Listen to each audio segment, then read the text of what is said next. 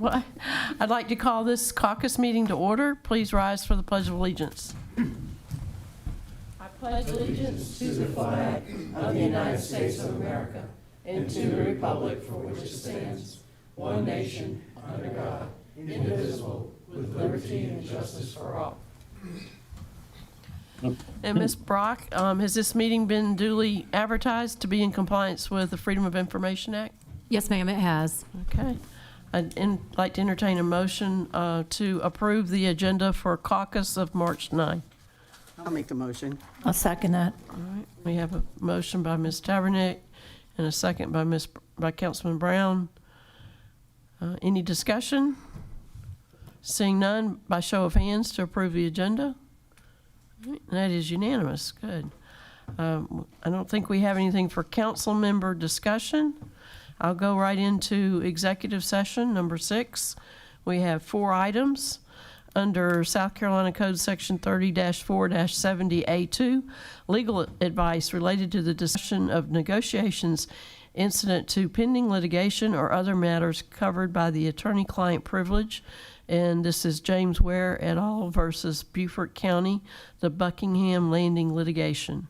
B, under South Carolina Section 30-4-70A2, legal advice related to the discussion of negotiations incident to the pending litigation or other matters covered by attorney-client privilege, Lisa Lynch versus Beaufort County litigation.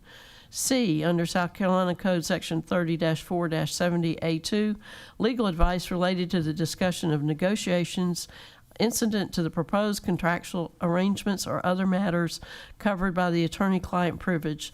This is discussion of a requested amendment to the purchase-sale agreement related to Justice Square properties.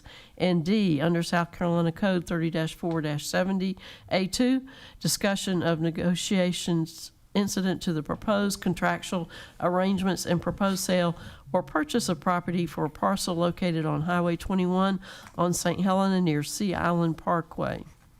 And we may have items to come out of executive session. Do I need a motion? Yes, Need a motion? and second. Yes, sir. Motion by Councilman Passman, second by Councilman York. Yes, that'll be fine. Any discussion? All in favor of going into executive session? Signify by, all right, and that is, we will go into executive session in the ECR. Thank you.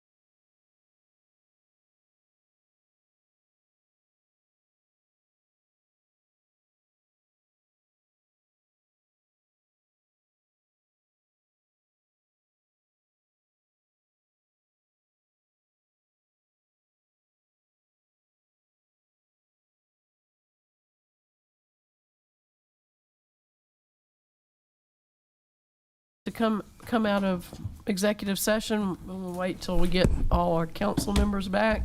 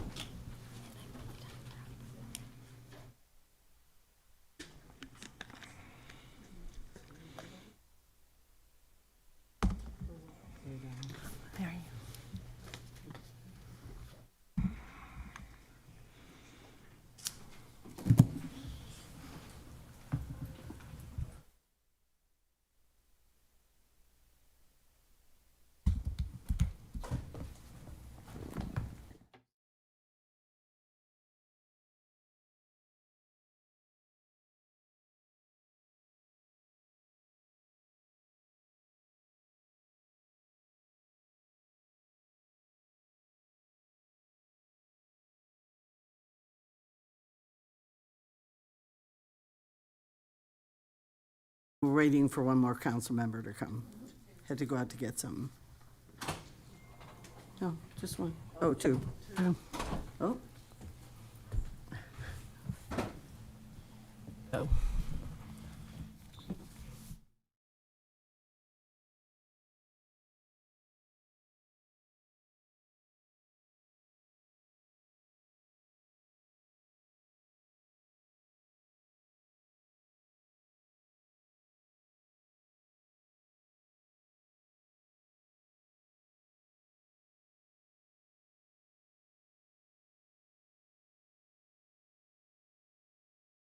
Have everyone here?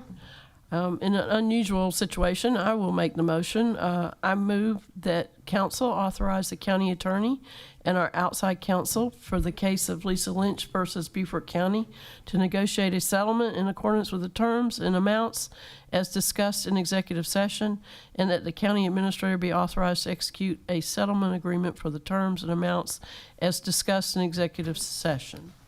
We have a second? I'll second it.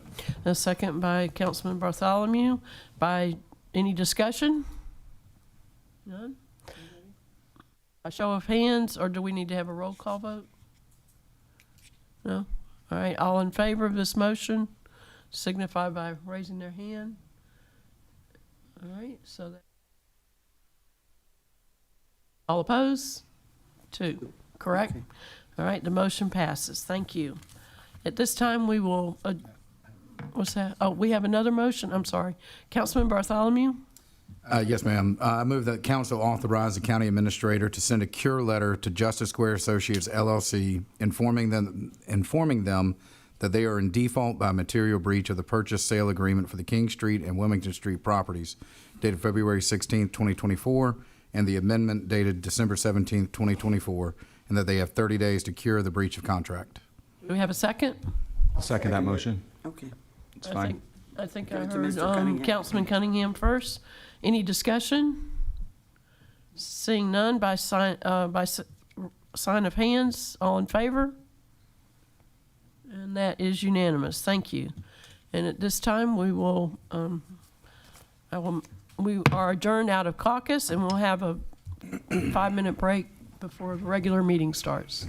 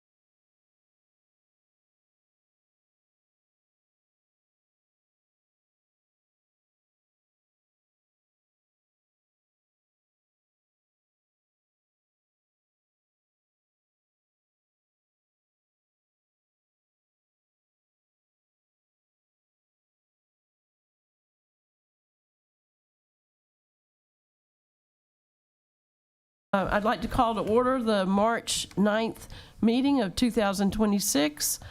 Please stand for the Pledge of Allegiance and invocation by Gerald Dawson. Thank you. Pledge allegiance to the flag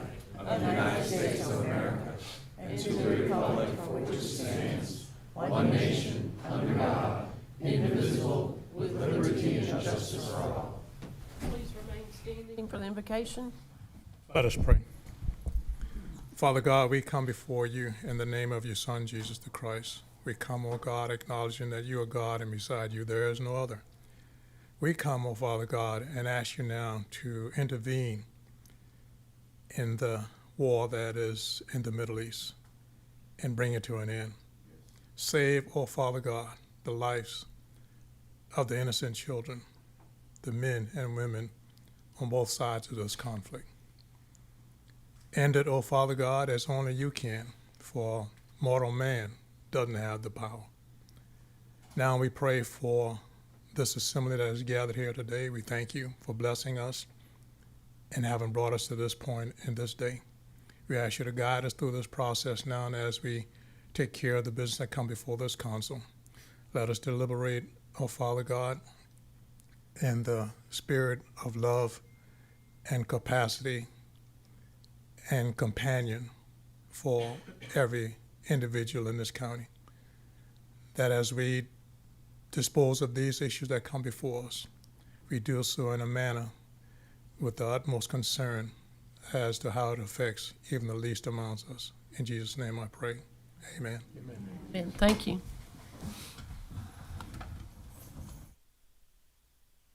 Ms. Brock, was this meeting advertised in compliance with the Freedom of Information? Yes, ma'am, it was. All right, thank you. Confirm. All right. At this time, I'd like to entertain a motion to approve the agenda as published. So moved. All right, a second? I'll second it.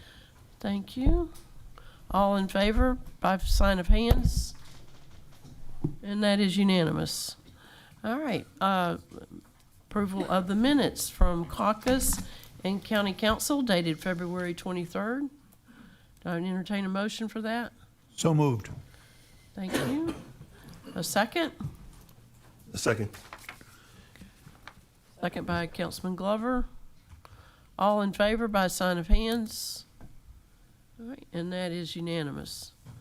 All right, we're on number 6 on our agenda. At this time, we have a presentation about the time capsule commemorating Beaufort's bicentennial celebration of Marquis de Lafayette historic visit to Beaufort in March of 1825. And if you'll say your name for the record and your organization, I think most of us know you, but just in case. Lisa Sandrila, Historic Beaufort Foundation. It is a delight to be with you here tonight, almost exactly a year from our bicentennial celebration that was held on March 18th, 2025, in celebration of the Marquis de Lafayette's visit to Beaufort as a part of his tour of the nation. In 1824 and 1825. At that time, he brought with him a loyalty, a steadfast belief against slavery. He believed in liberty, and he believed in justice for all.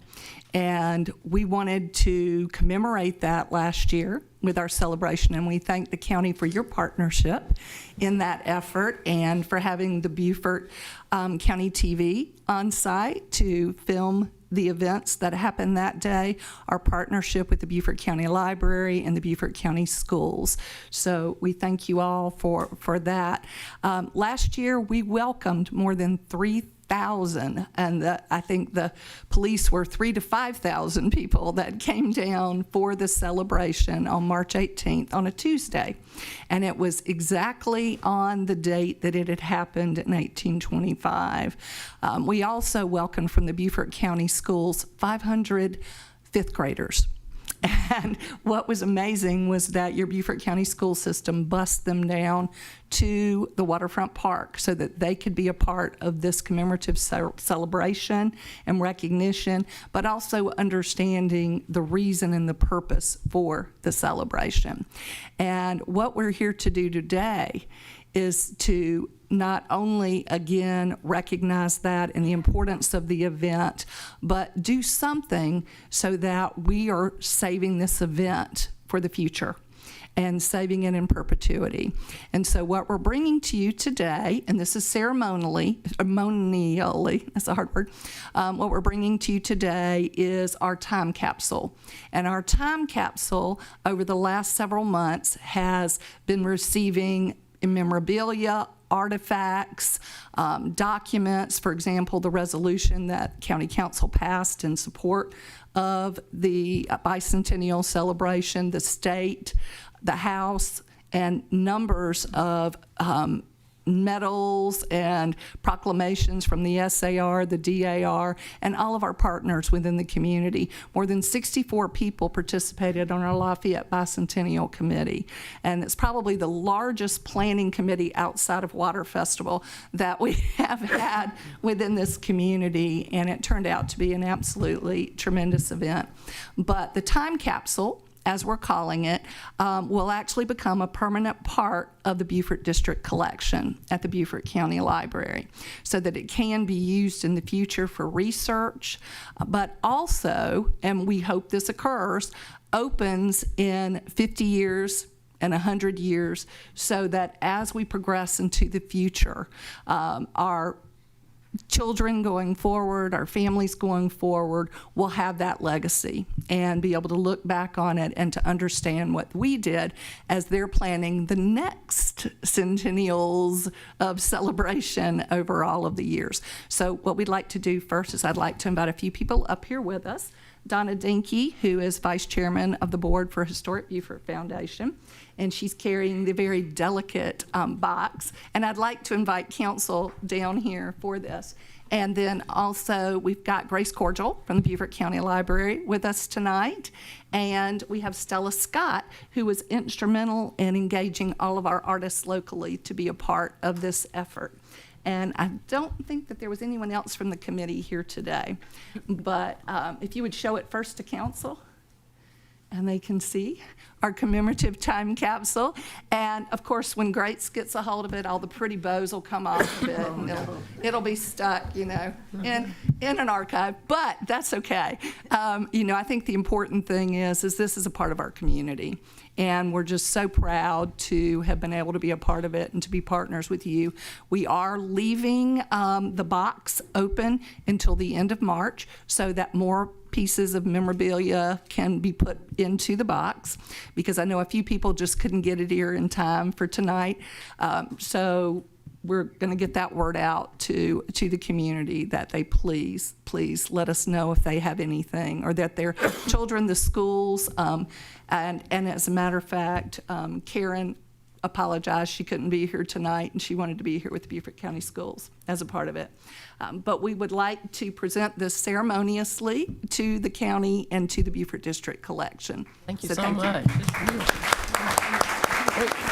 you get a picture? Yeah. Do you want to send a picture? Yeah, I Okay. would love to have you on the picture if you would come down.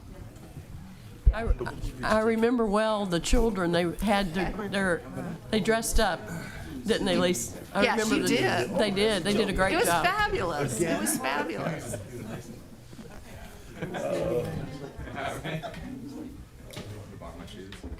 I'll let Hannah coordinate. Yeah.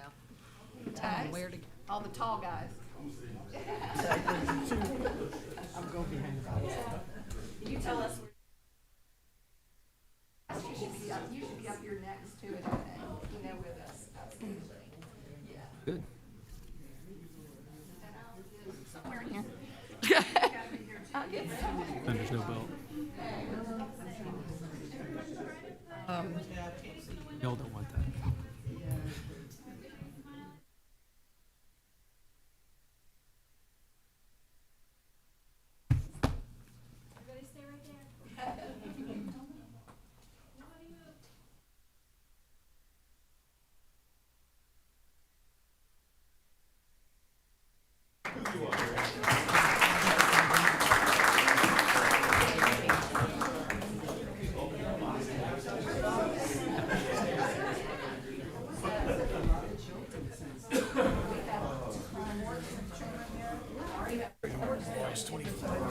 Fresh out of college, and my employer made me do it.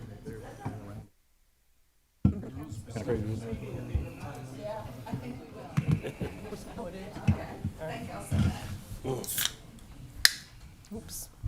Sounds terrible. Okay. It was a great event last year, and the weather was perfect. It was wonderful. All right, we are ready for the administrator's report, please.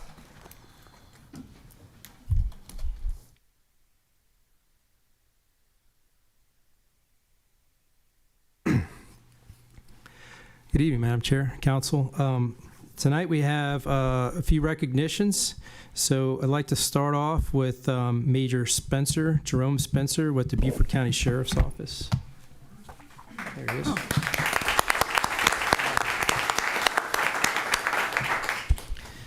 So Major Spencer was employed by the Beaufort County Sheriff's Office from October 7th, 1985 through February 20th, 2026. He started his career with the Sheriff's Office as a patrol deputy. He held various extra team positions such as the SWAT team and the dive team. He rose through the ranks that range from shift supervisor to master sergeant, lieutenant, and captain. He transferred to traffic management as a supervisor, eventually transferring back to Northern Enforcement as the major over the Northern Enforcement branch in July of 2022. He held that position until his retirement, again on February 20th, 2026. So we'd like to recognize you for your years of service.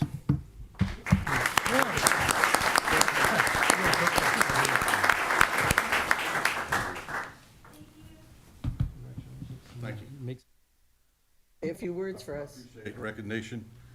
Looking forward to every day being Saturday. Thank you. There you go. Thank you. Thank you. Next, I'd like to introduce our new Deputy County Attorney, Monica Main.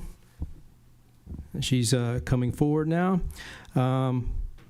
Monica began her employment here at Beaufort County on March 2nd as a Deputy County Attorney. She graduated from the Joseph F. Rice School of Law in Columbia, South Carolina in 2020.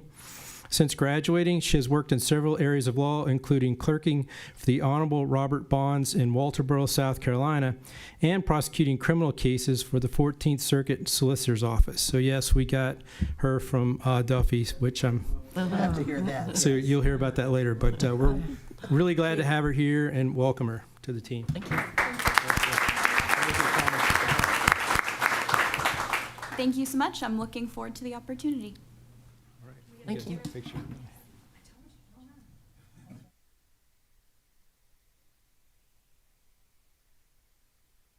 Okay, next we've got a recognition for John Rimbold from he's our airports director. He earned the accredited airport executive designation.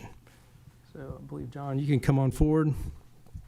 He earned this from the American Association of Airport Executives, which is the AAE. It's the highest professional credential in airport management.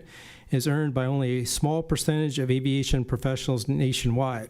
Achieving this designation requires completing a rigorous accreditation process that includes a comprehensive examination, professional research or writing requirement, and a final interview before a panel of industry leaders. Pretty extensive process. This accomplishment reflects John's commitment to professional excellence and leadership in aviation, which we've seen since he's been here, since I've been here anyway. And his achievement strengthens the expertise guiding the airports and helps ensure we continue operating safe, efficient, and high-performing aviation facilities that support our residents, visitors, and the regional economy. Please join us in congratulating John on this outstanding accomplishment. And we do have a certificate.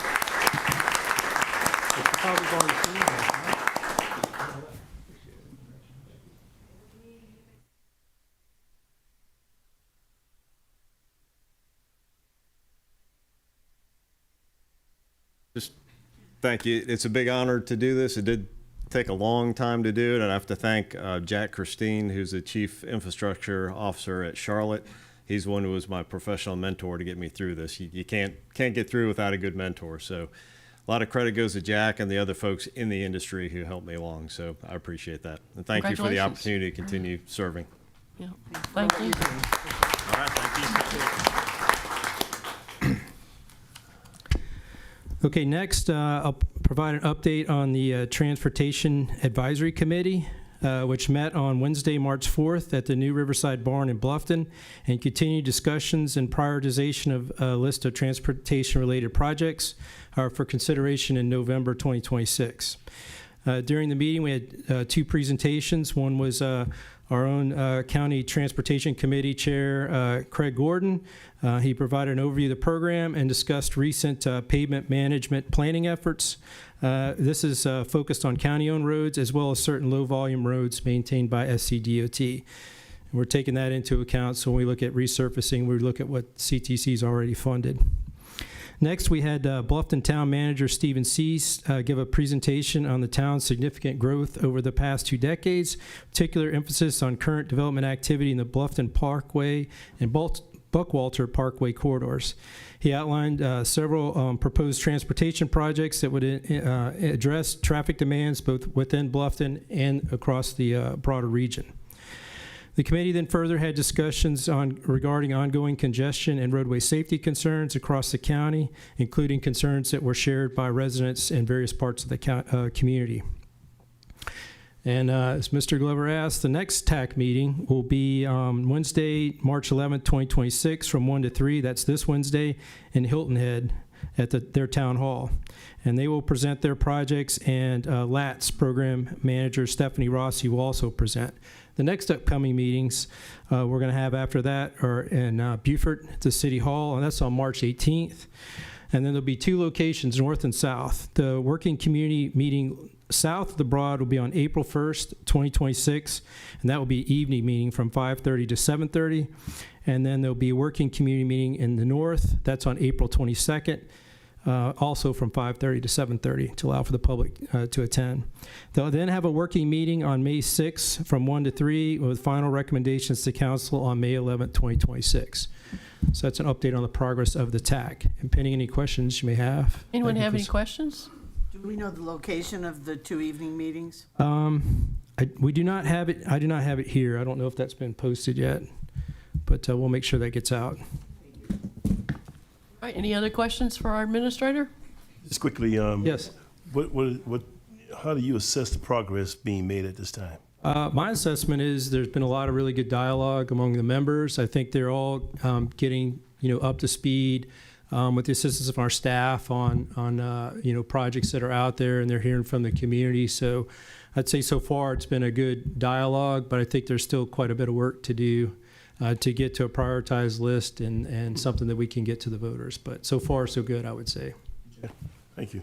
Can we just remind the audience that they are available for viewing? Yes, all the meetings are online. We broadcast some of the meetings, some we've not broadcast live, but they're all available in the archives on the website. All right, thank you. You're welcome. All right, next on our agenda is public comment period. I'd like to read the statement before we go through the list of people. Every member of the public who is recognized to speak shall limit their comments to 3 minutes and observe the following protocol. Address the chairman, and in speaking, avoid disrespect to council and any personalities. Confine themselves to questions under the jurisdiction of the council. Be mindful and respectful of those who are present and others who may be watching on television. So we have 8 people who signed up. Is there anyone who came in late and still wants to sign up? All right, let's start with the first one, who is Christina Wilson. If you'll come forward. And we'll start the clock when you get up to the podium.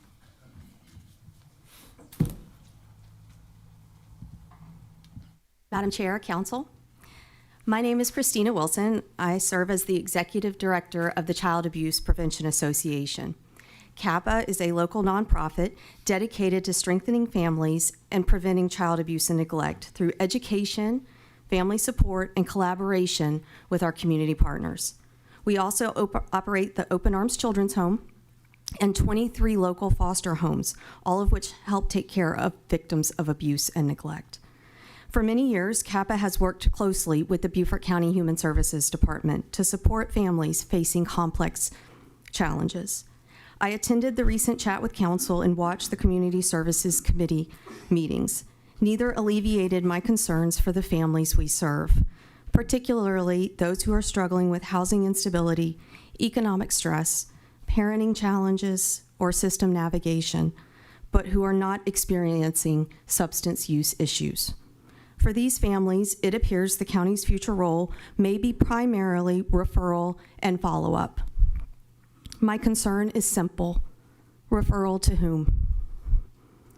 Currently, the Human Service Department provides coordinated wraparound support that helps families navigate multiple systems at once: housing, benefits, healthcare, behavioral health, and education.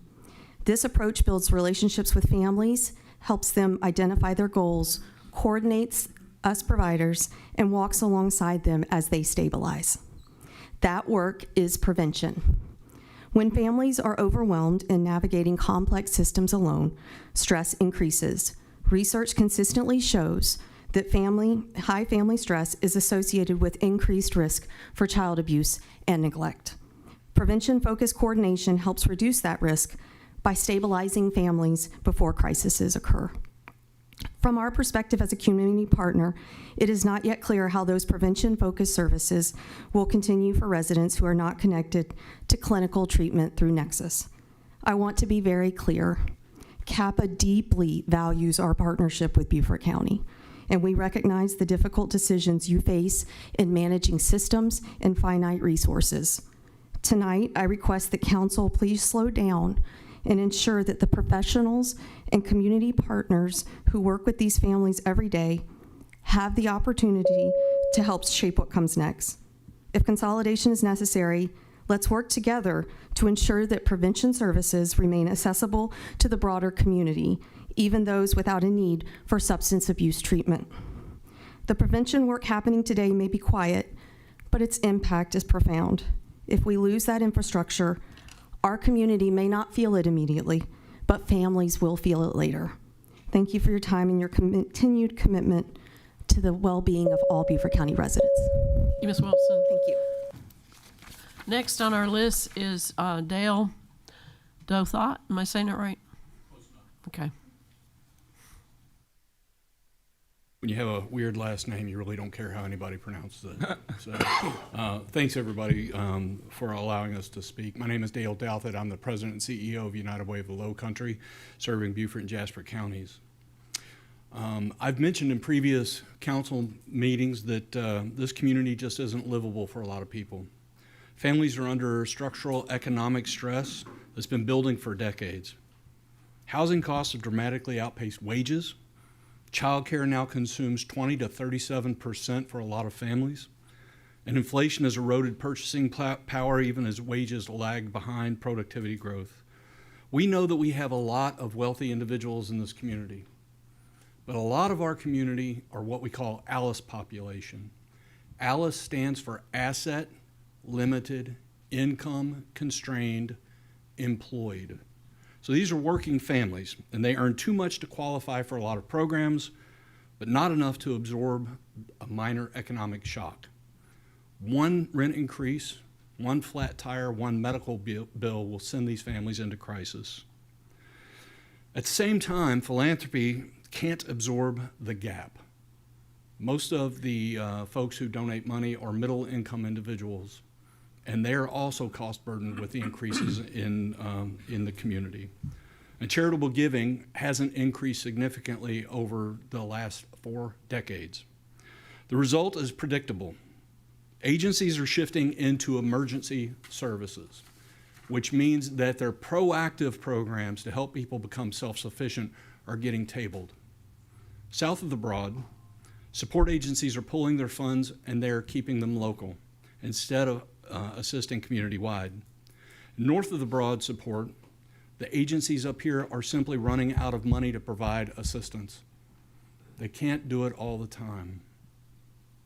The national support system is not designed for success. It's designed to suppress and depress the families that we are actually trying to support. This is precisely why prevention infrastructure matters. And it's why the Human Services Department that was developed in Beaufort County is being replicated in other communities. When up to half the workforce is economically fragile, reducing coordination and stabilization capacity does not reduce the need. It increases downstream crisis. This is not just about a department. It's about whether we're investing in stability or waiting for an escalation. The department represents structural protection for a workforce that is already under strain, and if we choose to ignore the solutions, especially ones that already work, then we're choosing to multiply existing problems. Thank you very much for your time tonight. I appreciate it. Thank you. All right, next on our list is Ron Sanders.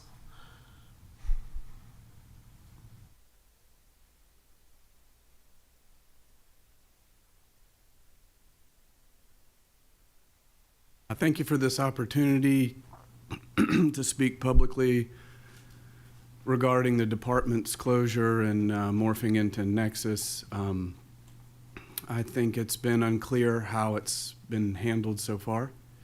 I've been to one other public meeting, which I really appreciate. And I'd also like to say that I appreciate y'all steering our ship that is Beaufort County.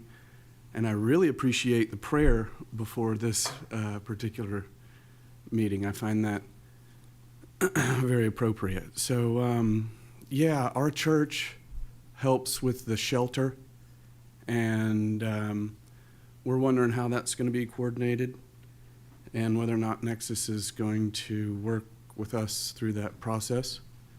I think you can tell I'm just a normal guy wondering how the Human Services Department is actually going to keep our community together. I think, I was born in Beaufort County Hospital.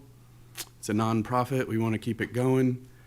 I'm glad MUSC is here. I know that there are many political footballs that you guys are managing, and we don't want to fumble this one. So I think the Human Services Department does a tremendous amount of prevention for our county. I think that cost is very difficult to calculate. And as this process of moving forward with this particular department concerns, we as the public are extremely confused. We don't know how this is going to work, and we're wondering if it is going to work. So I appreciate this time, this opportunity, and opportunity to speak. So, thank you, Mr. Sanders. Next on our list is Fred Lyda.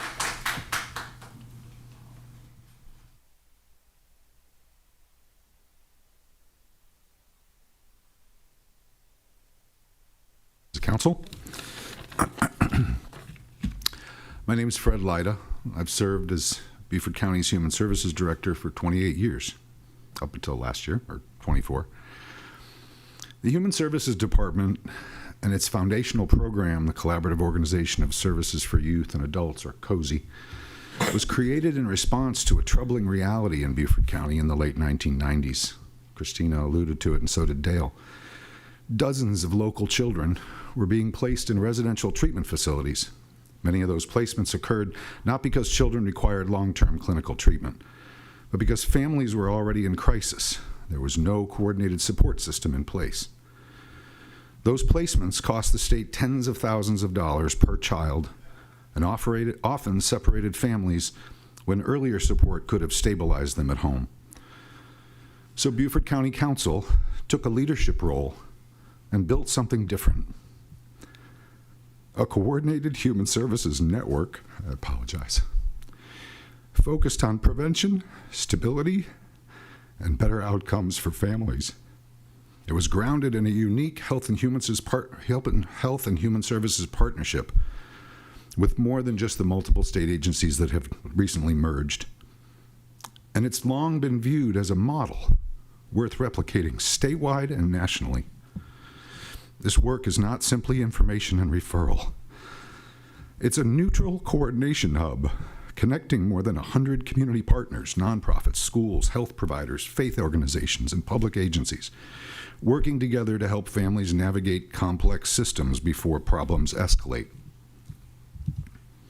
When prevention works, families stay together, children remain safely at home, seniors maintain stability, and communities grow stronger.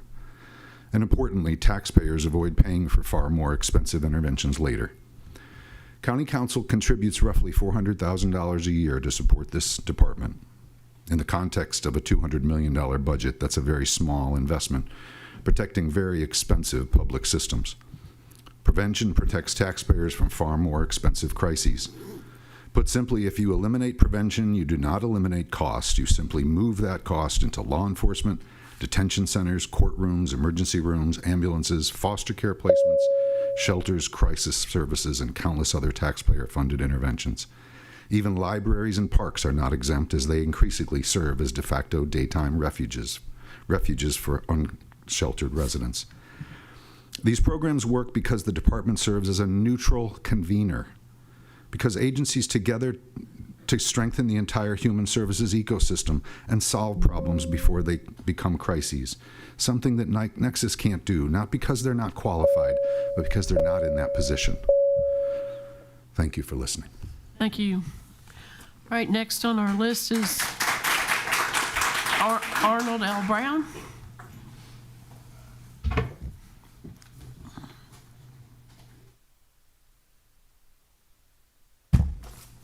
Good evening, and thank you for your service, and thank you for the pledge allegiance to the flag, and also thank you for your prayers. I'm sure you've seen the headlines that says federal court dismisses challenge to St. Helena CPO. I'm sure you've seen that several times. You probably saw it on television also. The dismissal of the case was based up, the judge said it was moot. In other words, moots mean that there is no case. The issue is dead. It is settled.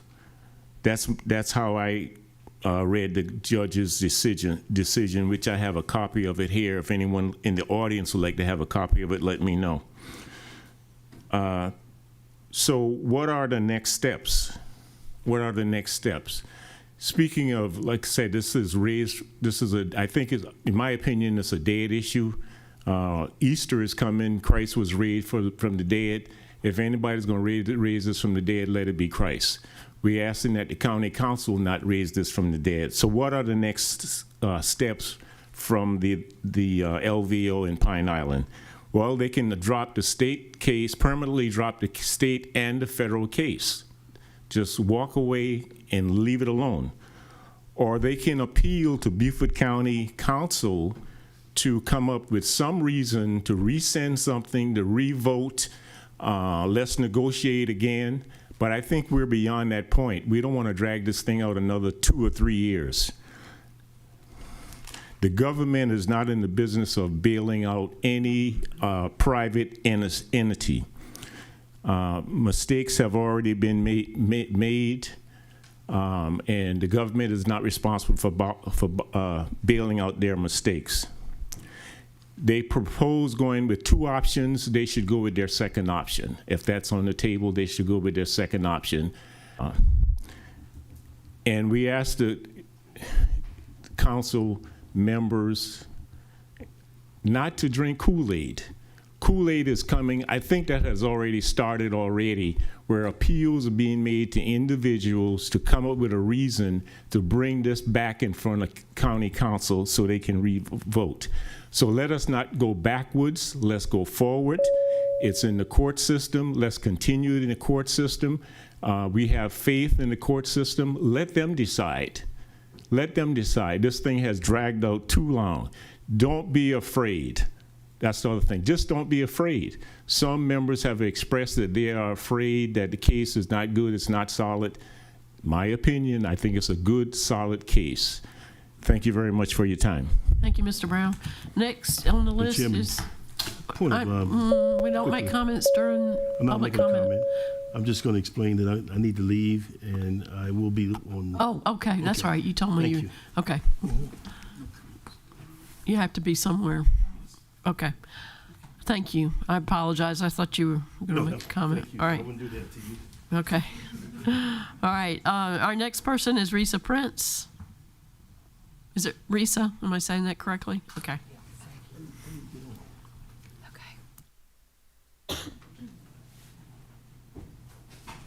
Good evening. My name's Risa Prince, and I serve as president of the Low Country Coalition Against Hate. I'm here today representing the coalition and our partner organizations, and because I personally care deeply about the safety, dignity, and equal protection of everyone who lives in Beaufort County.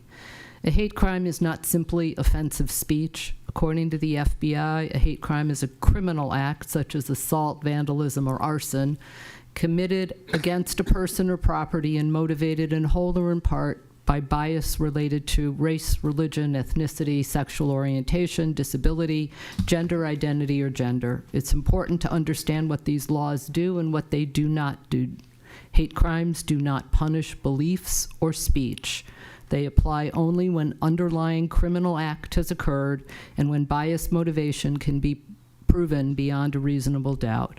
Nationally, we know that hate crimes are increasing. In 2024, there was about one every 45 minutes, and experts also agree that these crimes remain significantly underreported. But the data shows something more important. Anyone can be a victim. Just because roughly half of the reported incidents are race-based doesn't mean that there aren't incidents in every demographic. South Carolina remains one of only 2 states without a hate crime law. South Carolina represents 1.7% of the U.S. population, but 100% of South Carolinians lack the protection of a state hate crime law. Since one senator has blocked a state bill and the people cannot place a referendum on the ballot, you're kind of our last resort. Closer to home, we've seen anti-Semitic vandalism at Beaufort's historic Jewish cemetery and racist graffiti at a construction site in Hardyville and bomb threats at my congregation, Beth Yam. These acts are meant to harm more than one person. They're meant to terrorize an entire community. Today, justice in Beaufort County depends on geography. The cities of Bluffton, Beaufort, and Port Royal have hate intimidation ordinances, but when the same conduct occurs elsewhere in the county, no comparable charges exist. And until the state acts, you, County Council, are the only ones that can close that gap. We ask you to take 2 steps. First, direct staff to draft a county-wide hate intimidation ordinance, and second, consider a second ordinance that enhances penalties when violent crimes such as assault, arson, or burglary are proven to be motivated. And also state that today in Beaufort County, violence and intimidation driven by hate will not be tolerated. Thank you for your consideration. Thank you, Ms. Prince. Next is Ashlyn Houston.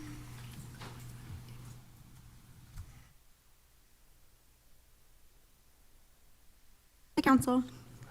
My name is Ashlyn Houston, and I am the Program Coordinator for the Human Services Department. As you know, my department is being closed effective June 30th, and with that, my position has been terminated. I have attended council and committee meetings and listened quietly while my department, my work, and most importantly, the plan for my clients going forward were discussed without input from anyone within the department. I do not wish to criticize the decision to close the department or the county in any way, and I respect that decisions like these are not easy for anyone and do not come lightly. However, I would like to give my input about the rollout and the effects I see as someone on the inside and who works with the people who will be directly impacted. My coworkers and I were individually informed of the closure on January 23rd. In my meeting with administration and HR, I explicitly asked, what does this mean for our clients? I was informed a plan was being developed without specifics. On February 6th, an article was released on the Island Packet with an interview from Mr. Moore explaining the closure and the move of our cases to Nexus. This is where I learned of the finalized transition plan for our clients I have worked hard to develop a relationship with, again, without input from staff. This article was released before clients were notified of the closure, depriving me and my coworkers the opportunity to inform them ourselves in a way that made sense for each diverse case we work with.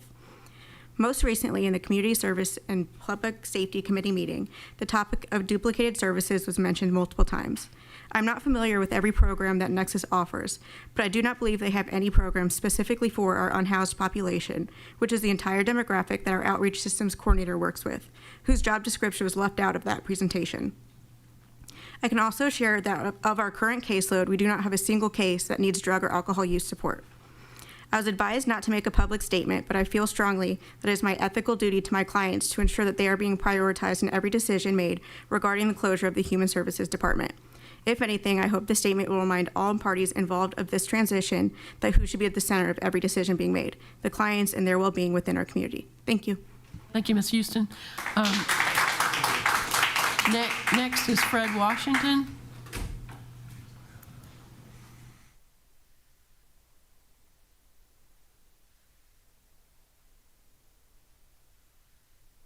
Evening. Evening. My name is Fred Washington Jr. I'm a native of Beaufort. I'm the former director of the Department of Social Services of Beaufort County over 27 years. I served on Beaufort City Council. I also served on the school board. Some of that time was overlapped. I was in a position where, as an administrator for the Human Services Department, I delivered all these services to people supported with tax dollars. As an elected official, I was also responsible for levying taxes. So I was fortunate enough that when I spend money, very, very conscious of the impact it has on the taxpayer. One of the things that I wanted to compliment County Council on when I was DSS director, I came to you in, I think it was 1982-83, and asked for $10,000. I wanted $10,000 to be one of only 2 counties in the state that implemented a welfare reform program. It was called CWEP.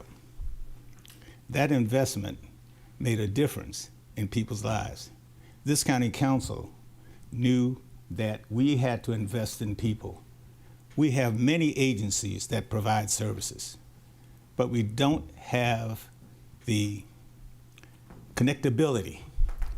There's one client that needs many services, and sometimes you need someone to help tie those services together to get your maximum benefit. I don't take levying taxes lightly, because I'm not a rich person. But I also believe in the citizens of Beaufort County.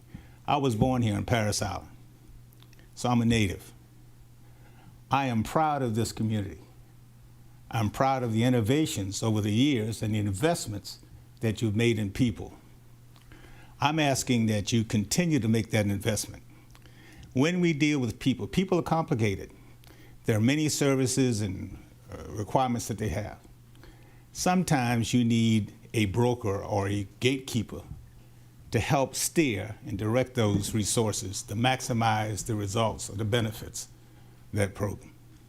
So I'm asking that you consider retaining the Human Services Department with that gatekeeper role. And I thank you for the opportunity to appear before you. Thank you, Mr. Washington. Did we have anyone sign up late? Okay, all right.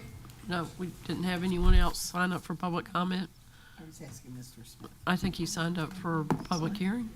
He signed up for the public hearing. Okay. All right, at this time, we will go down the line for any liaison and committee reports. I'll start with Mr. Councilman Bartholomew. Nothing really to share at the moment. Okay.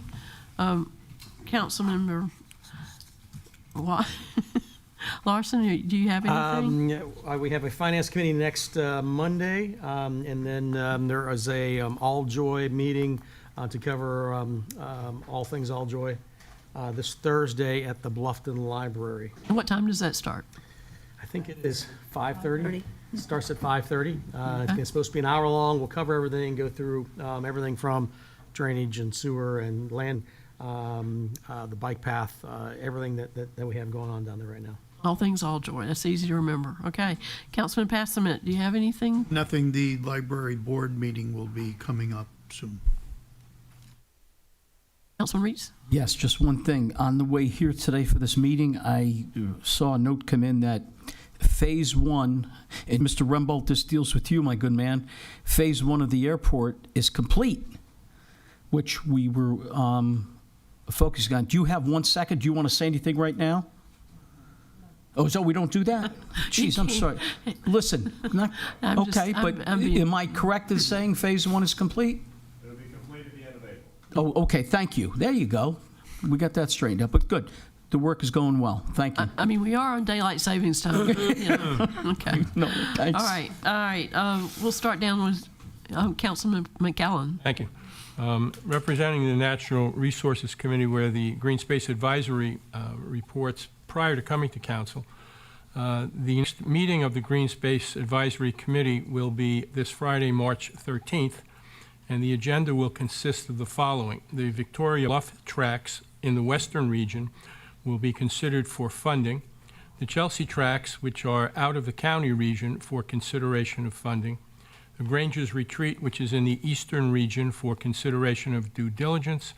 And the Buckwalter parcels in Bluffton for parcels 5A and 5B will be presented for discussion. And that will all take place on March 13th here in this building. Thank you. Friday the 13th, March, right, okay. Which has a very bad rap, by the way. If we had the time and it wasn't daylight savings, I'd go into a lesson in history, but I'll drop it for this evening. Okay, thank you. Councilman Dawson? Councilman Cunningham?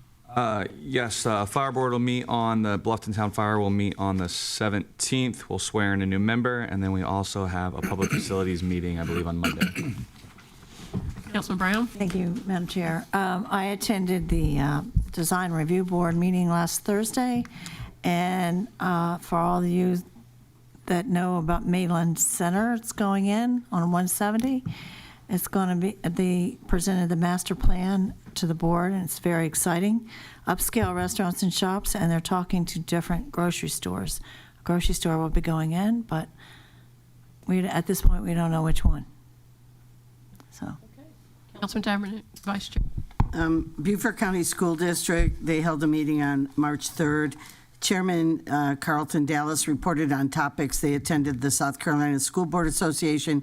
Colonel Geyer and Dr. Rodriguez conducted a breakout session on how to win a referendum, and it was well received and generated good discussion.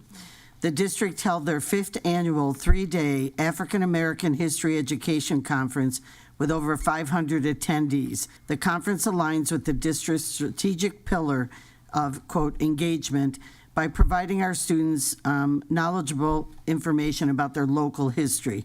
The conference, it was very interesting. The conference included a variety of tours to St. Helena Island, Bluffton, Mitchellville Park, and hidden treasures of Hilton Head Island, which I don't know what they were, but they were hidden treasures. There were also student performances, and what we all might be interested in, a high school student spoke during the second public comment about the traffic issue getting into and out of May River High School. He was very articulate, and that just was a point of information. I attended the Beaufort Memorial Hospital Board meeting. They gave an update on the new hospital that's being built in Bluffton, right there at the corner, and the workforce housing. They also gave an update on the urgent care medical center plans for Hilton Head Island. And, they're still hiring doctors, so there was an interesting conversation about that. Several of us attended the strategic planning session for Beaufort County Economic Development. I'm on their board. We had a lot of elected officials there. We talked about a forward vision, funding issues, and the focus of EDC.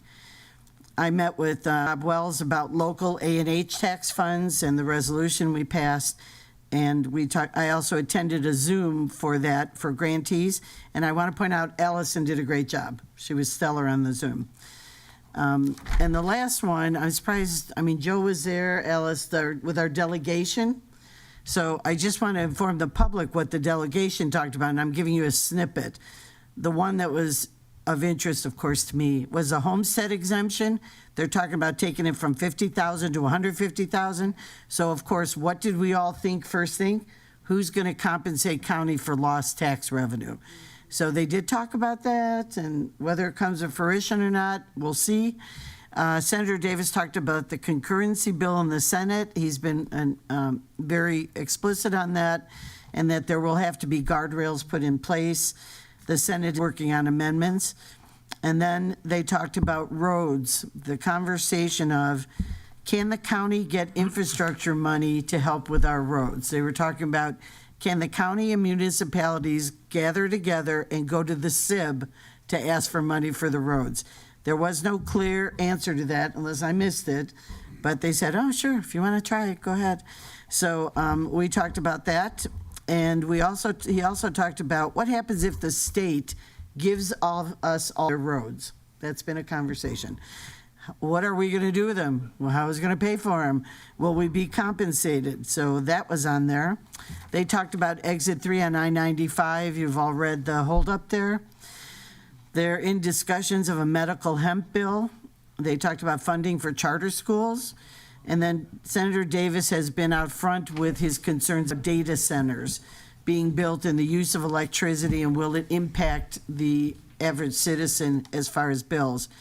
Talked about workforce affordable housing, and he reiterated the ability for the county to use ATAX funds.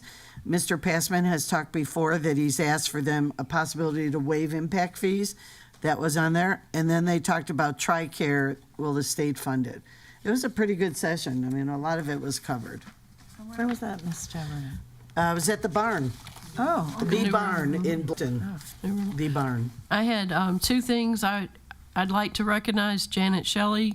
She's going to be our new appointee after tonight to the Beaufort Hospital Board. If you'll raise your hand or stand up, we appreciate you coming to our meeting. Hey, Janet. And we're looking forward for you being part of that board with Beaufort Memorial Hospital. And you live in Port Royal, I think, right? She lives in Port Royal. Thank you. That is a board. All our boards take a lot of dedicated volunteer time, and we appreciate you doing it. I went to the State Military Advisory Committee.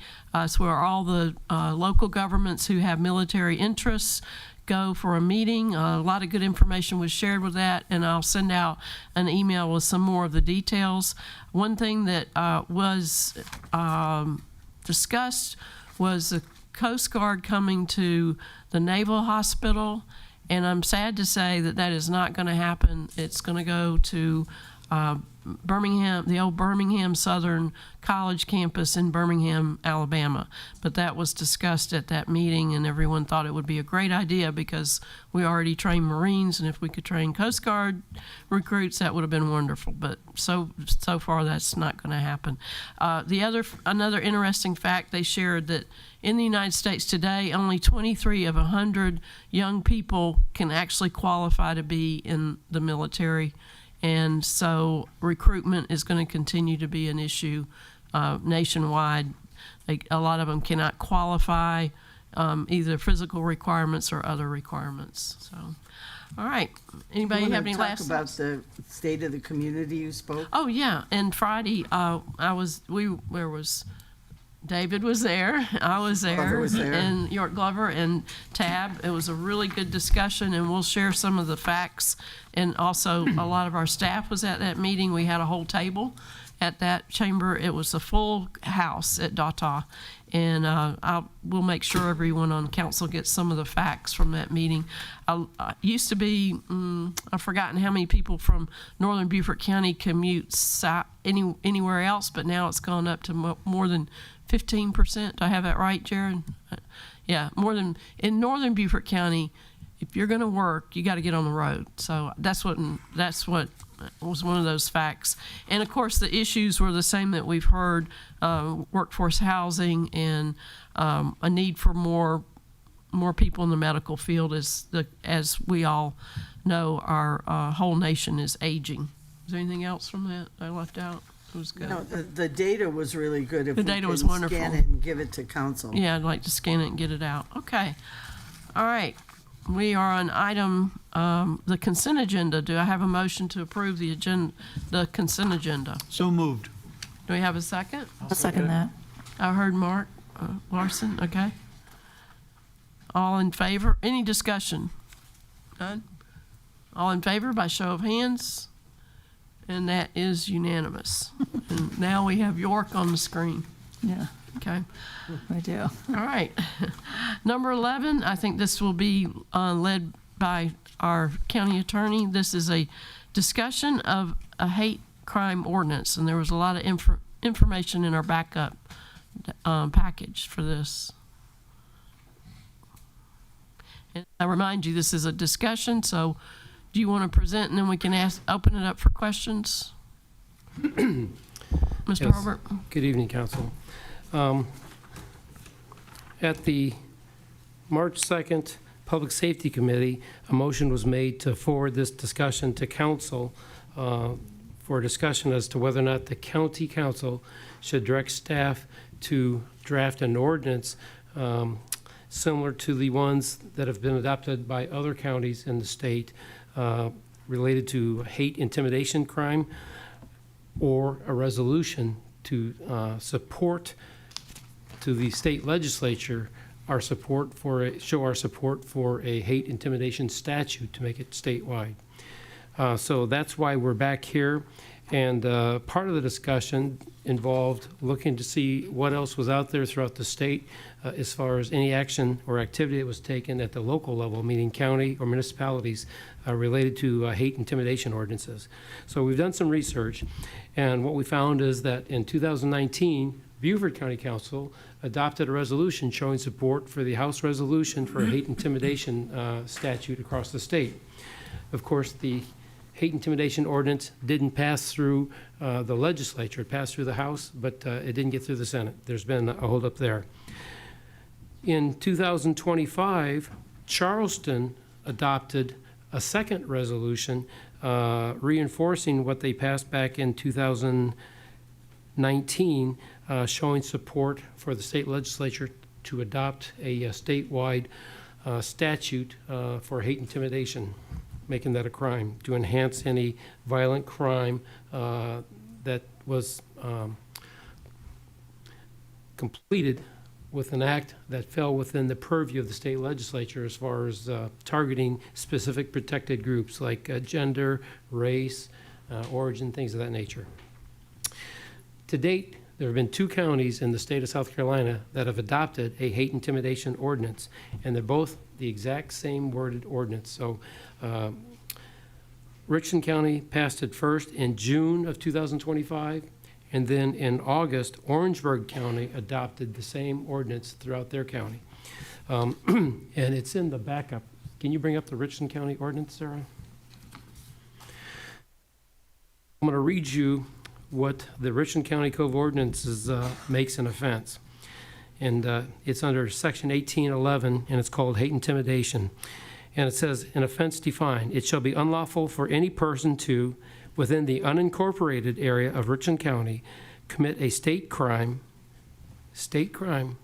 or ordinance offense with the intent, in whole or in part, to cause or cause the fear of harm, injury, or damage to the victim's person or property because the victim's actual or perceived race, ethnicity, national origin, color, religion, sexual orientation, gender identity, or physical or mental disability, whether or not the perception is correct. A person found in violation of this section is guilty of a separate hate crime offense of hate intimidation. And of course, the penalty, because it's a local government, would be $500 fine or up to 30 days in jail. Now, what's important in the 2 county ordinances is that they make it to where the ordinance could be applied to either a state violation under a state statute or one of their local ordinances. The problem is, if you look at their local ordinance in Richland County, they've got ordinances under offenses such as discharge of a firearm in a certain area, loitering, noise, unsafe or noxious vegetation, consummation of alcoholic beverages, beer or wine, smoking or tobacco products, enhanced trigger devices declared illegal, public nuisances, fireworks, desecration of a grave site, cemetery or burial ground, and then hate intimidation. The only one that would really be applicable to would potentially be the desecration of a grave site, cemetery, or burial ground, as Ms. Prince talked about as far as there's been a victim in this area that they're aware of. As I said at the committee level, I think there's There's difficulty in applying a local ordinance as an enhancement to a state or federal crime. In my experience as a prosecutor, you only look to the level of the law that you're enforcing for the enhancements. In the federal law, you look to a federal law, like have a charge of murder in the federal government. You look to the past aggravating factors to determine if you're going to go for the death penalty or not. You would never look to the state law for aggravating factors to enhance that. You only look within the statute at the level of the governing body that adopted that law. Same for the state. My experience is that the state would only look to other state laws to enhance that, not to local law.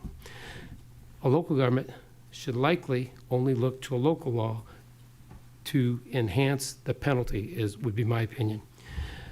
You'll find in the Attorney General opinion that I provided again in the backup material that the Attorney General thinks it's very questionable as to whether or not we have the authority to adopt a local ordinance for hate intimidation, and that's because the state legislature has failed to pass a state statute, and so indirectly they've determined that it's not a crime to commit a hate intimidation in the state of South Carolina.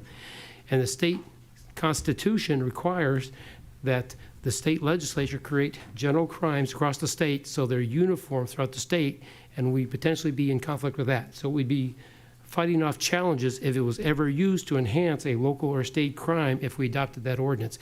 You'd be fighting that every time. And a court would make a determination, and they'd either uphold the ordinance or they'd say that it's unconstitutional, it doesn't pass constitutional muster. And keep in mind, we'd be fighting the Attorney General opinion that's out there as far as their analysis, interpretation, that's weighing in the back of their mind. So that's a concern.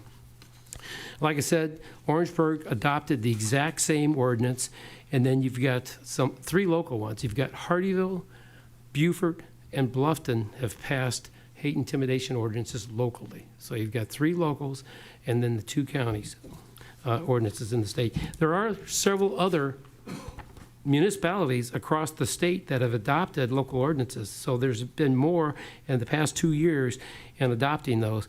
And you got like Town of Arcadia Lakes, City of Beaufort, Bluffton, City of Camden, Case, Columbia, Conway, Charleston, the city, City of Chester, City of Clemson, City of Florence, City of Gaffney, City of Georgetown, City of Greenville, City of Hardeeville, Irmo, Isle of Palms, Lake City, Mount Pleasant, Myrtle Beach, North Charleston, Orangeburg, Spartanburg, Somerville, and Wilford across the state of South Carolina so far. So you're getting to where it's not as much a patchwork of local crimes today as there was a few years ago. But you still have the problem with the constitutional hurdle that you have to get over.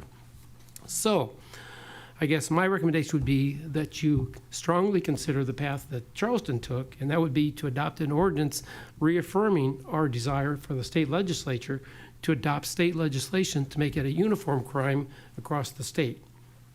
If council decides that's not the path they want to go to, and you direct that we pass an ordinance, we'll certainly do what we're directed to do. But I just want to make sure that it's very clear on the record, thank you, that there are concerns with our ability to adopt that ordinance that have been expressed by the Attorney General of the state of South Carolina. And as you know, that's the highest authority for interpreting the law in the state. Open it up for questions. Larry? May I? Yes. First of all, the Attorney General's opinion, that's all it is an opinion. It's not binding on anybody in this state. There's no legal precedent in the Attorney General opinion. I would like to see that, I would like to do both things. I would like to have us prepare an ordinance here for our consideration, and I also think that we should send another letter, because apparently the first one was ignored, and now 4 years have gone by, to the legislature with a resolution indicating that we would like to see a state hate crime bill passed. So perhaps we could incorporate this in some kind of a resolution going forward. Consider the ordinance you would prepare for us using the models of all those people you've just referred to. Let me finish. And then also send a notice again, because the last one we sent in 2022 apparently has not yet been acted upon, letting them know how we feel about this particular issue. The guidance I would look for from council in directing that an ordinance be adopted is whether you want to follow the municipality route, where it's just enhances a local ordinance, or the two counties where it's state crime or local ordinance. Yeah, well, I'd have to follow the best legal advice we can get in that regard, but it would indicate both of those things, it might be futile, so perhaps we should go with the one.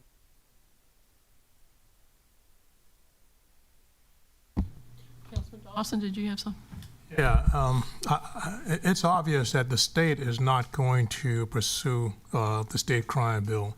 Now, we can reach out to them again and try and get them to correspond, but I don't put a lot of stake in that. Yeah. So having said that, I think it's up to us as county representatives to move forward with the, creating our own hate crime statute to mirror some of the other counties that already have hate crimes. Any other comments? Yes, Councilman. Actually, David? diving into the language, thank you. Diving into the language of the county, the Richland County one, I definitely have some concerns, in particular with the section B, where it says whether or not the perception is correct. Did you find any interpretation of what that meant? Okay, but my issue with this, I don't like the subjectivity of that language, the way it reads. And then also C2, it talks about making the parents liable. Extremely problematic to make someone else liable for a crime committed. But as you've seen in the news, for some of these shootings, states are now prosecuting the parents when the kids go off and shoot other schools and whatnot. They just convicted a father in Georgia. I think there's been 2 convictions so far. And so and the other question in both of these, the municipal and the county, they mentioned restitution. Is that cap a $7,500 cap in both municipal and county? It would be capped at the local government summary court level. Okay, so 75, unless they raise that, because I think they're talking about that in the State House I don't now. think- Yeah, unless the state gave them authorization to exceed $7,500, which they're not going to do because they haven't even passed a statute, it's capped. And then my last couple of questions. One, have any of these municipal or county ordinances that have been adopted been challenged in court yet? I don't think it's ever been utilized to be challenged. That was my next question. Have there been any convictions or tickets issued? I'm not aware arrest? of any citations issued throughout the state. Okay, all right, thank you. Other questions? Yes, Councilman I do have, Cunningham. sorry. Go ahead. I do have the same concern about the perception. One, I guess my question is, who dictates if that perception is correct or not? And then secondly, I understand that we have states that are holding parents liable for a shooting, but there's a big difference between a shooting and them getting their hands on a gun because of a parent not protecting that gun the way they should, and then somebody using something that's readily available in a household or outside holding a parent liable. I think those are 2 different things. Yeah, I don't have any objection to any of the objections. I mean, if you don't like that, those few words, take them out. But we need to have something to look at to take it out of. And we don't have that yet, and we've been asking for it, and we don't have it. So what I'd like to do, rather than using the other models that we have, is get a model for us that we can look at, have an adequate discussion about it, and if there are some objections about holding parents accountable, take it out. But let's do something to go on the record that we do not believe that this should be happening. And then I still think, even though a lot of time has passed, there's only one person in the state who's standing in the way of this hate crime bill. One. And there's only one other state in this country that doesn't have this bill, and we're one of the 2. Us in Wyoming. I don't think it's a waste of time to let someone know up there, maybe that one person who's standing in the way, we'd like him to change his mind. I'll second that. I'm good with that. I was about to say, I'll support that as well, and I don't mind entertaining anything and looking at it and analyzing it, but I agree we need to move it forward with the state. I saw a video recently. They are talking about it again, so I don't know what traction it'll get. I agree with you, Mr. Dawson. I don't have a lot of faith in that front, but it's worth entertaining, I think, on our end and passing a resolution to support. Going back to Councilman McKellen's suggestion that we do 2 things, is that, I mean, we don't have a motion, but is that what we want to direct staff to do, a resolution and Create then something for us to start and then a looking at. draft ordinance? Okay. Great, thank All you. right. Okay, all right, I think we appreciate So we'll any other draft that, questions of us. and we'll take it back to the Public Safety Committee for the discussion to occur there. Thank you, Brian. All right, thank Sure. you. That was It's good. independent to a letter to our legislature. Right. Right, we'll the do letter but to 2 the things, legislature can be like done immediately. Councilman Kellen Well, suggested. as I understood it, you were talking about a resolution and an ordinance, not a letter. Letter with the resolution. Well, however you want to title it is okay with me, as long as something gets delivered up there to the state. We could have a letter I think a with the resolution would in be it. most appropriate.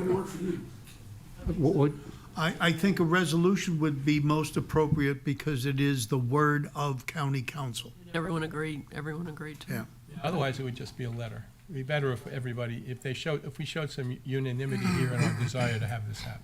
I guess one question I would have for Ms. Prince is, have the churches got together to send all their support for the legislation to the state legislature?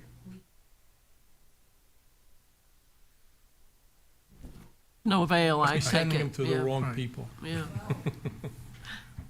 Okay, thank you. Thank you, I think we have a Chair. plan to Thank go. you.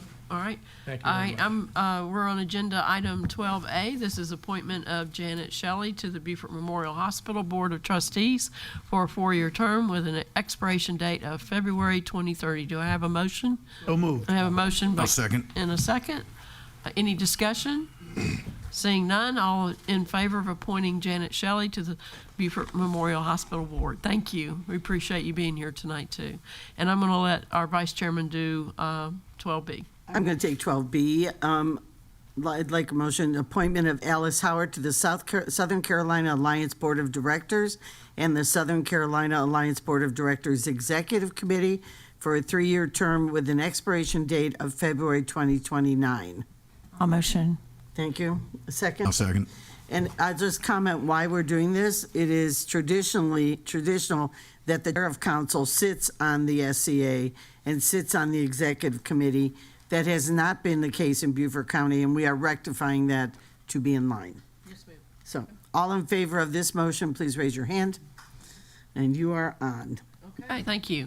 All right, 12C is approval of funding to allow for subsidies of impact fees for qualified affordable housing pursuant to Ordinance 2015-28 and Chapter 82, Section 33 of the Beaufort County General Code of Ordinances. All right, the council referred this, there was a vote January 12th. They referred it back to the Natural Resource Committee during the liaison and committee report at the county council meeting on January 12th. The vote at the Natural Resource Committee was 5-2, and I think Mr. Atkinson is going to speak to this. Sure, I'll be happy to. I need a motion. I need a motion. A motion by Councilman Dawson. Do we have a second? Second. Okay, Councilman McAllen. Okay, thank you. All right, for discussion. All right, thank you very much. So this was originally discussed at the council retreat back in the, I would say, fall, early winter. It was asked that we bring this forward to give council an opportunity to discuss it. We did that in January, and as stated, it was remanded back to Natural Resources and was discussed. Staff made a presentation, answered a number of questions at the February 3rd meeting. What we're bringing forward is the opportunity for county council under the current impact fee ordinance to fund a subsidy program so that individuals who qualify based on income can receive a subsidy to offset impact fees for developments in Beaufort County. And I'll be happy to answer any questions that you have. Okay, it's open for any questions. I have a discussion point. So first of all, just to rectify everybody, in the AIS, that's the old AIS. We do not any longer have 72,000 in contingency. The council has granted the water rescue 40,000, so we're down to, I believe, 32.5 or whatever in contingency with 4 months left. And I'll speak as I did at the committee meeting. I am not in favor of this. I do not support using ad valorem taxes, public funds for this event. Any other comments or questions? I do have a question. I feel like I remember that the last time we discussed this, seeing what the Beaufort Jasper Housing Trust Fund could help. Was I wrong on that? I don't think they have an impact fee subsidy program. They do not, and those funds go toward their programs to create affordable housing, not to subsidize the impact fees based on income. So they both have an affordable component, but this is for county council to take ad valorem taxes and redirect it to pay on behalf of individuals who would qualify. Yes, sir, Councilman. What was the Callen. amount you were asking for? Originally, it was $30,000, but I'll let Pinky talk about what's available. I believe the discussion was around 30,000 for the remainder of this fiscal year, and then plan accordingly for the upcoming fiscal year. And just to clarify, originally when this was discussed at February's Finance Committee meeting, we had talked about doing a special revenue fund. Being that this is a public welfare distribution, I would lump it together, not together, but in the same department code in the general fund, since you are using ad valorem taxes. But I would house it underneath where you have your community services grant currently. So instead of doing a special revenue fund, which is creating a whole new fund and adding to the general ledger, we could just keep it in the public welfare. And it's still 30,000. Still 30,000 unless something has changed? Up to 30,000, right? Up to 30,000 Yeah. for the remainder of this fiscal year. Correct. And your current balance in your contingency line item is 32,665. But we also have savings in professional services as the fire consolidation study did not occur so far. I have another question. It's a short one. Is there when we have our community fundings that come through in the fall, is there a 501c3 out there that could make an application for this money in that program, Chuck? So based on how the ordinance is written now, no. It is based on the individual. There is a separate provision within the ordinance that allows what's called developers, but any development on a lot is considered development. So someone like Habitat or a group like Habitat could come back and ask separately under a different set of criteria for council to offset expenses under our ordinance. But they're two separate things. So when they make that request in the October funding request to come in and 25 or 30 community organizations get it, there's no one who could shepherd this through and have the money come to them for administration to get us out of it. So currently, no, sir. Okay. We have established the program internally. If we wanted to set up some kind of a grant program, we could, but the ordinance currently says that council can provide. So we would have to talk about the legalities of setting up a grant program if you wanted to do that. Okay. Topic for another day. Thank Yes, you. sir. Thank you. Councilman Dawson, I think I saw your hand first. Yeah. I want to remind council, and one of our speakers referred to it earlier, that in Beaufort County is one of the richest county in the state out of the 46 counties. But we do have pockets of poverty in Beaufort County. And basically, this program over the years has actually assisted and benefit. In my prayers, you hear me refer to the least of us. The least of us are the poor people in Beaufort County, okay, who can't afford a $300,000, $400,000 home. But they can afford to buy a modular home or even a mobile home. And then in instances where they purchase these homes, when they set it up on a lot, then the impact ordinance kicks in and says that they have to pay this impact fee, right, Chuck? Being poor in nature, this is an assistance to help them with that process. Other than that, we would have homeless people increase in Beaufort County. Right.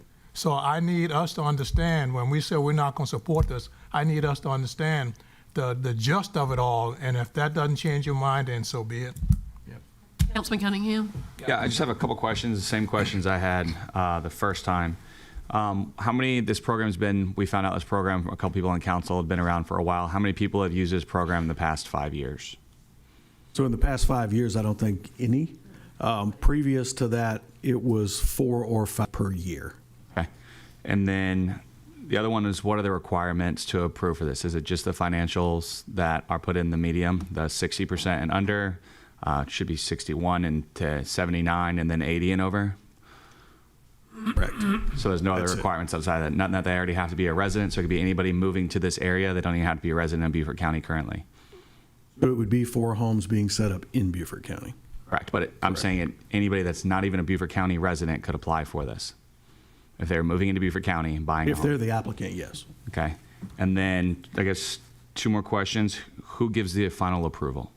Who's overseeing it? So our building codes department historically has done that and done the review on the tax returns and qualified whether they meet or do not meet the requirements, the criteria. And then my last question, I think Mr. McKellen touched on a little bit. Can a builder apply for this if the home buyer is the one purchasing it? No. And then, so if the builder's, or if the person's buying a house through a builder, can that person apply for that impact to drop off on their house? We would have to unpack that. If Habitat for Humanity is the builder and the criteria around that house meets it as the applicant, the contractor would apply, but as a 501c3, they could come back under a separate program. The individual would not do that in that instance. This is where the homeowner is the applicant. Typically what we see is these are used mobile homes set up on heirs property or donated land. Otherwise, if they're buying a house through a contractor, they're not going to meet the thresholds. I can go through what the AMIs are. They're pretty low, but to qualify to buy a house, you have to make a whole lot more money than what would qualify for this program. I guess my only last question would be then, if we're making a push for workforce or affordable housing, whatever term you want to use, those people that we're outsourcing that project to, like we did Beaufort Memorial, whoever it is, if they're the ones building these thresholds and saying they're going to hold it under 80 or 60 AMI, can they apply on behalf of the person they're going to put into that house and they know that they have to meet that requirement? So there's 2 separate provisions. There is a provision in the ordinance for developers that county council has the option to provide a subsidy back to the contractor as an incentive for affordable housing up to 100% of the impact fee if they make less than 60 and the rent is not more than 30% of their gross income. Now that encompasses a whole program as part of whatever the development is that they have to put deed restrictions on for, I believe the term is 20 years at this point. That's a totally separate program and stipulation in the ordinance than what this is. So just because those individuals would qualify does not mean they would get this money. That would be for the entire development, and we would have to have a surety that they're not just going to pass that savings along to the next owner and then somehow get a windfall. And that's a very complicated matter. We've done it in the past, but they're locked down for a couple of decades, and we have audits that take place with those, and it's not this program, it's a separate program. Any other questions? Again? Oh, I think Mark Larson was next. Logan kind of caught some of it there, but we want to make sure that it does not go to developers. Developers cannot come in and qualify because, like I said, this is a program that's only going to help a few people. When we start talking about the 200,000 people that's in Beaufort County, and my feeling has always been that the affordable housing needs to be taken care of by the private market as opposed to government. However, if we can do the AMI where we're helping some of the least fortunate people, as Mr. Dawson had mentioned, that we're making sure that they're the ones that are qualifying, and it's not the smartest or the quickest that can get there and apply for it before everyone else does, is kind of my feeling. Again, I don't have a problem if it is going to the least fortunate people that are out there, and it's not going to developers, and we control, that we are really helping the poorest of the poor. Councilman Brown? Yes, I have a question, and that's if it's hypothetical. If a 6th-generation Gullah is buying a mobile home to put on her heir's property, would she qualify for this money? And if so, how? Depends on how much money they make. How much and what? How much money they make. How much? Oh, what their Yes, income is, so- and what does the income have to be? Like Yep, so I'll be under happy to go back through 100,000 those. or over 250 or what? No, I'll go through it. So the AMI table for 2025, typically what we see are 2 wage earner applications. Okay. The 60% AMI for 2 wage earners is 52,920. Okay. The 80% is 70,500. So if they're between 60 and 80, they get a 60% reduction. If it's under 60%, then it would be 100%. And the impact fee for a 2,000 square foot house south is $4,500. North is $5,100 in round numbers. You answered Yes. the question. Thank you so much. Sure. Oh, You're that's welcome. combined income, 54, that, For the two wage earners. Yeah, that would yeah, be I mean, combined. that's not each, that's combined. Correct. Okay. Yes.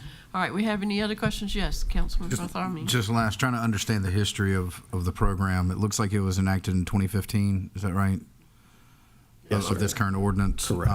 But the Housing Trust Fund was set up in 2021, thereabouts? I'm not sure when, but they're two separate programs. Right, but my thing is, I feel like this was done, and I wasn't there, obviously, but as far as the intent was to provide some relief when that Beaufort Jasper Housing Trust Fund wasn't available. I think I'd mentioned that I'd be fine supporting this, as a stopgap measure until the next fiscal year. But one of the things I talked about is, I think you'd said something about a grant program. Why not expand the authority of the Beaufort Jasper Housing Trust Fund and have this fall underneath their category for what they do? That takes council out of it. They can help the applicant on the process and probably have more than $30,000 to throw at it. I would like to comment, City of Beaufort has a grant program that is administered by the Housing Trust Fund to do repairs to individual houses. And again, it's very low income, the repairs are. That was funded by Beaufort City Council. It's administered by the Housing Trust Fund. So these are houses in, say, the Northwest Quadrant.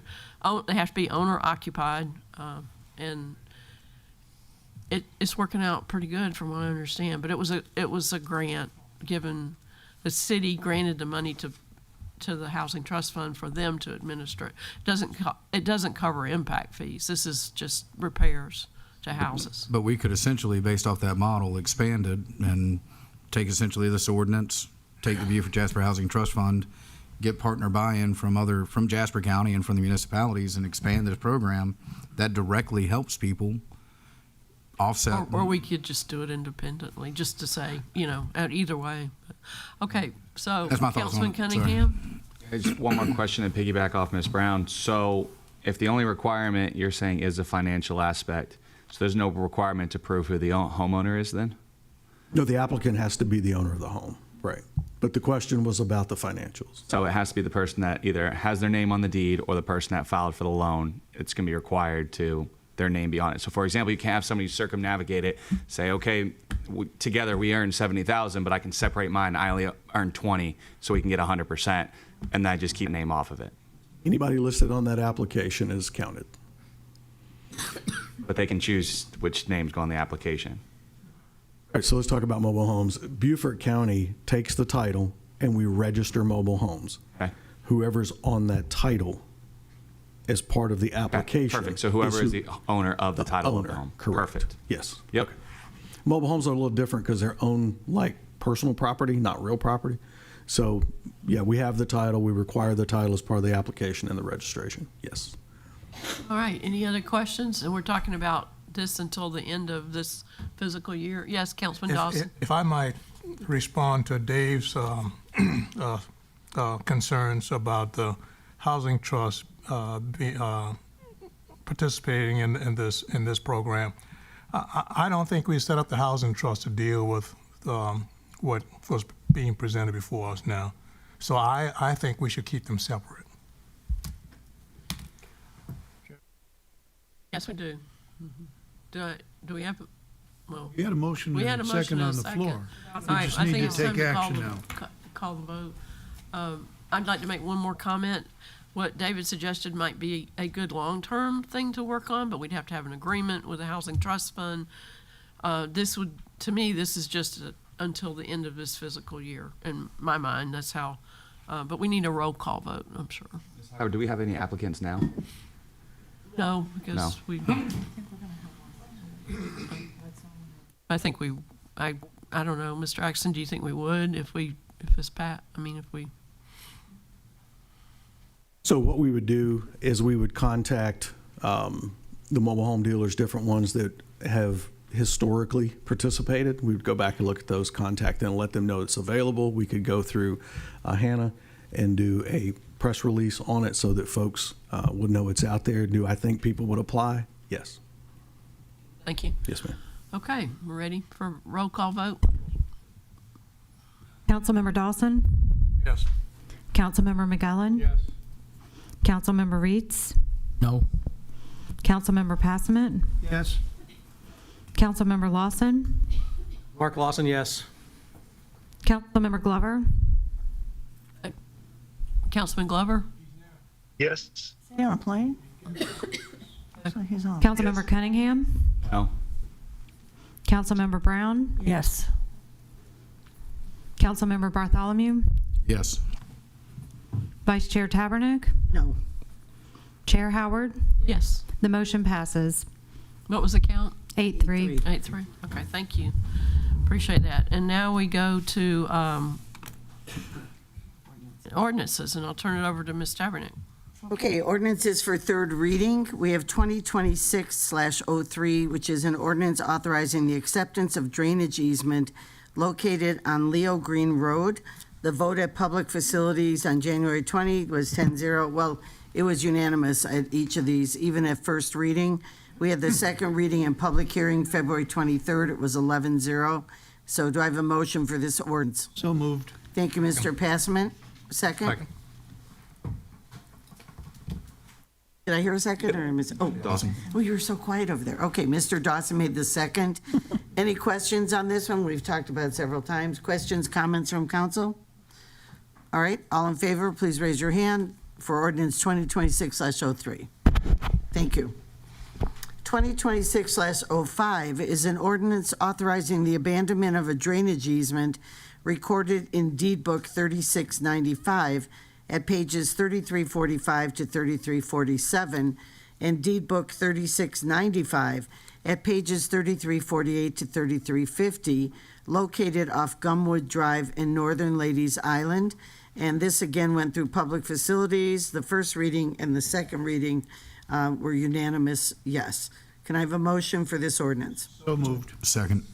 All right, Mr. Passman moved. Mr. Bartholomew second. Again, we've talked about this. Any questions from anyone or comments? All right, all in favor, please raise your hand. Okay, now we are on ordinance for second reading. 2026/06 is an ordinance adding a new section 54-8 to the Beaufort County Code of Ordinances so as to prohibit and make unlawful the discharge of firearms in certain unincorporated areas of the county, to provide the penalty pertaining to such violations, and to provide certain expectations and limitations thereto. This is a public hearing.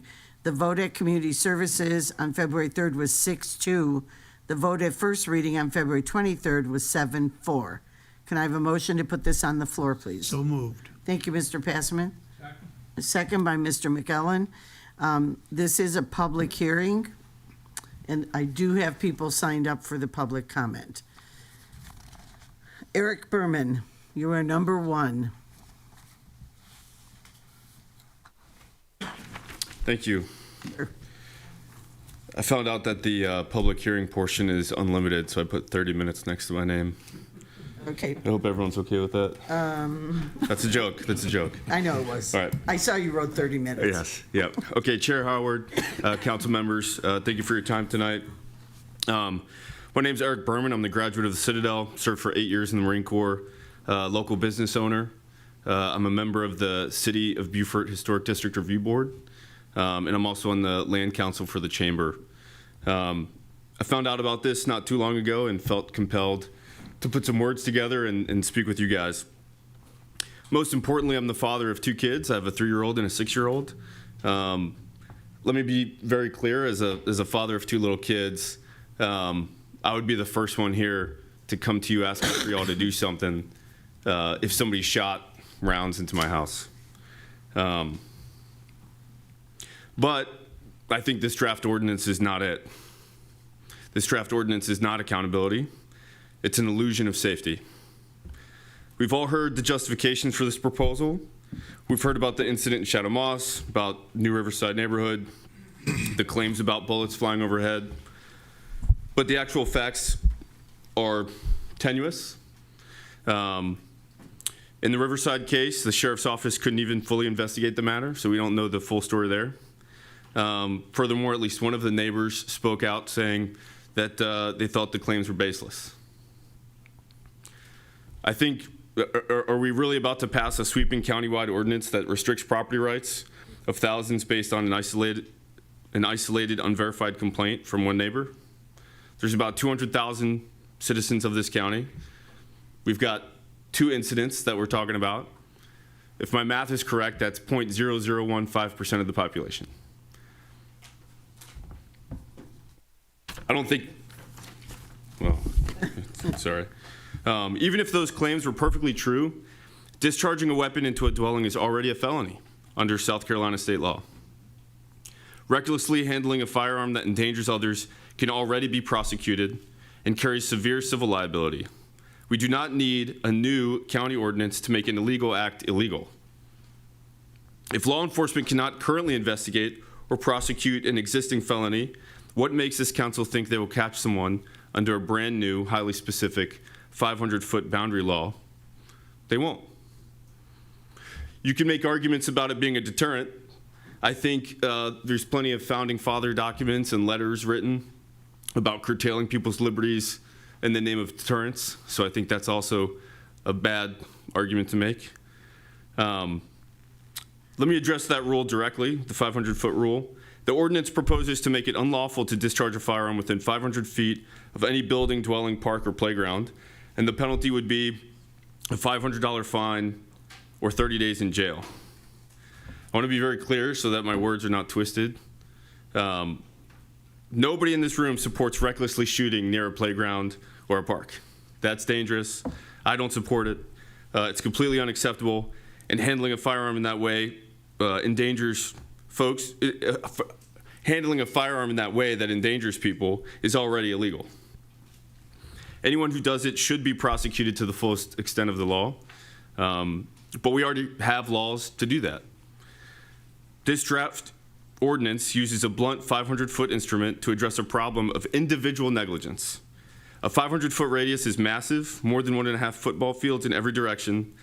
In the rural low country, this arbitrary boundary doesn't just protect parks, it effectively strips responsible citizens of the right to safely practice on their own private land simply because they might be 400 feet from a neighbor's unoccupied shed.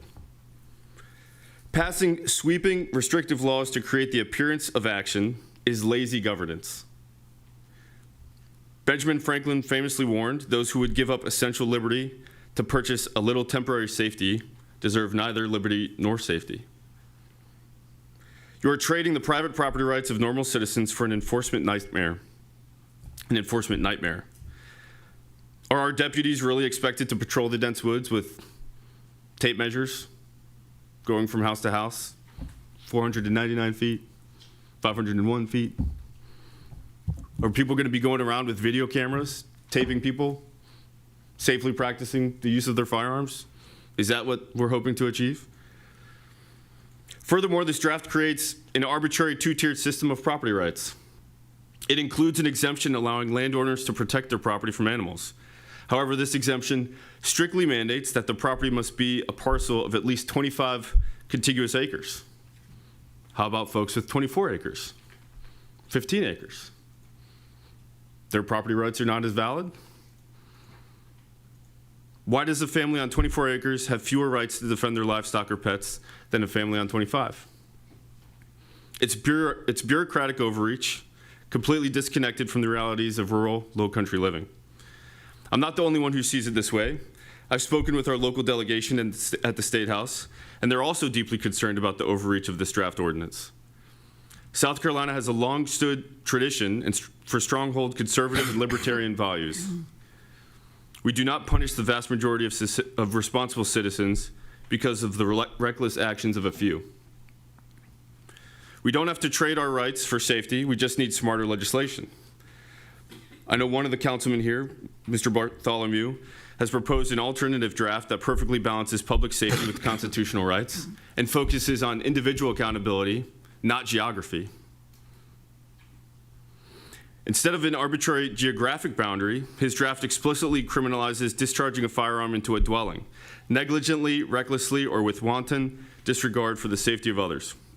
It targets the behavior, not the geography, It creates a clear path for civil liability, and crucially, it mandates that anyone convicted must successfully complete a SLED-approved firearm safety training course. That makes sense?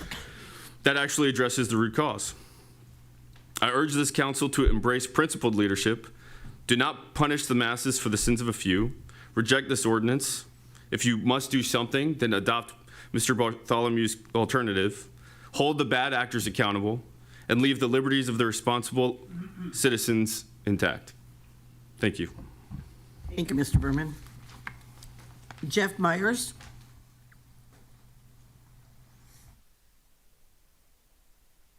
Hello, Mr. Myers. You're looking very official. I feel very official. Thank you for having me here. I'll be very brief. I am here as the police chief of Fort Myers. This ordinance is for the county. I would not presume to say what is enforceable in the county and what isn't.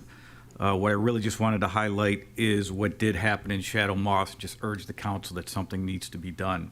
What needs to be done is up to you all, and we all trust you with your best judgment. The Sunday before Christmas, about 1:30 p.m. on a Sunday afternoon, in Shadow Moss, a young family was sitting around, and all of a sudden shots rang through their house. They called the police. When the officers got there, the homeowners were crouched behind the car in the driveway seeking shelter. Several rounds went through their house, went through fences, went through the bedroom, as you can see, went through their out exterior fence, in through the wall, where you can see their 4-year-old daughter is standing right there. Went through that wall, went upstairs to the upstairs bedroom, and actually shattered a glass jar that was sitting on a dresser. The park that is located directly across the street also had a round in the tree. That's where the kids were playing. Luckily, no kids were there that day. This area is growing. So I think that's really what I wanted to show you is there is no doubt that this incident did occur, and it can happen again. The area distance, because what happened was, as far as enforceability goes, again, this is going to be a county ordinance for the sheriff's department to enforce, so I don't want to say what their recommendation is. But as far as enforceability, at least in this instance, enforceability of any type of ordinance would have been very easy. When officers got there, they still heard a barrage of gunfire. The people were shooting AR-15 pistols and a 9mm pistol. The AR pistol had a 30-round magazine. They quickly went to the other street, which was in the county. People were still there shooting. Google Maps, everybody's got it on their phone, automatically calculates the distance, 397 feet. So at least for this instance, it would have worked. I'm not saying this is the ordinance. I'm not saying it's not. I'm really just saying that something needs to be done. Enforceability, it would have worked and would have been easy. The people were cooperative. They weren't intoxicated. They set up straw bales, pumpkins as their backstop. So that's kind of what happened. So I really just want to take the time to let you know, as far as the citizens of Port Royal, it's growing. It's not all rural anymore. There's a lot of areas that are, but the population's here. The developments are growing, and they're there. So we all have to live together and come up with a compromise of what can work. I don't know what that is. I like the start of this ordinance. I won't give you my opinion on whether this is the way to go or not. Like I said, I think that's really for the sheriff's department to decide, since it's their jurisdiction, and for you all as a governing body of the county. But something does need to be done. This could have been a Christmas tragedy. I went to the home. I saw the bullet holes. I talked to the family. This cannot happen again, and something needs to be done. And it needs to be done fairly quickly, because we are going to have a tragedy. So that's all. Thank you. Appreciate it. Thank you for waiting all this time, too. Not a problem. Mike McShane. Got his duck pin on. Well, good evening, Madam Chairman, council members. I'm Mike McShane. I'm actually a resident of Charleston County, but I'm here this evening not in my green space capacity, but actually as a concerned landowner here on the proposed ordinance. I implore the council to consider slowing down this process. As a former chairman of the Department of Natural Resources for a decade, I was intimately involved in the law enforcement aspect. I had the third state's second largest law enforcement division reporting to me. And I also played a role in the constitutional right to fish and hunt in this state. And this is beyond just a hunting or fishing issue. In your proposed language, where you talk about a firearm within 500 feet of any building, dwelling, park, or playground, except with the express permission of the owner. There are some recommendations that I would offer for consideration. That if in fact, as earlier spoken, that if you have to do something here, language such as directed at or towards any building without express permission would allow this. I can tell you from experience that this is going to be an enforcement nightmare to do this. I already have experiences today where state law requires 300 yards, 900 feet, it's illegal to shoot within a residence. Now, and even with that state law, we have difficulty having that enforced in here. So what I ask council to consider is simply slowing this process down. Let us have some conversations with some law enforcement professionals and some other stakeholders and bring back a recommendation, understanding the objective, respectfully understanding the objective, and to see if there might be some better language that doesn't prevents unintended consequences, which I think, as is currently stated, would occur. Thank you. Thank you, Mr. McShane. Jorge Guerrero, come on down.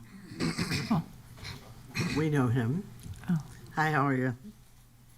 Chair Howard, Council, my name is Jorge Guerrero. I come to United as a resident of 3 Caucus Street in Shadow Moss community. And as much as it pains me to say this, I couldn't agree more with my friend Eric Berman. When we used to serve together in uniform, that was never something that would come out of my mouth. We do approach this problem as a community, and we do appreciate the time that you guys have given it. And again, I echo what my police chief says when we speak for the town of Port Royal, that this is a very real problem to some of us that are closer to those unincorporated areas in Beaufort County. We understand it doesn't affect everybody, and this isn't a gun grab.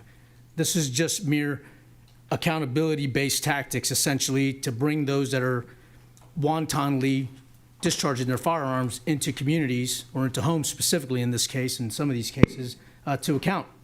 And that measure's already in place if we're gonna enforce that thing. If we're not, then yeah, this is completely appropriate. I agree with the gentleman that was just before me about slowing this thing down.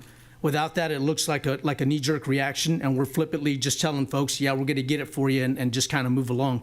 That's absolutely not what the community is asking for. We're asking for meaningful reform if that's what it's gonna take, and we're willing to take that time so that way our sheriff's department isn't gonna become overburdened with, like Eric said, running around with a tape measure, trying to do those things and having folks videotape each other. That's not what we wanna create in a community. What we want to create is a sense of education. Removing words like accidental discharges is somewhere I never came from. In the United States Marine Corps, I served 24 years in the Marine Corps. I was retired as a sergeant major, 16 of those in combat environments. We never use accidental discharges. They're negligent.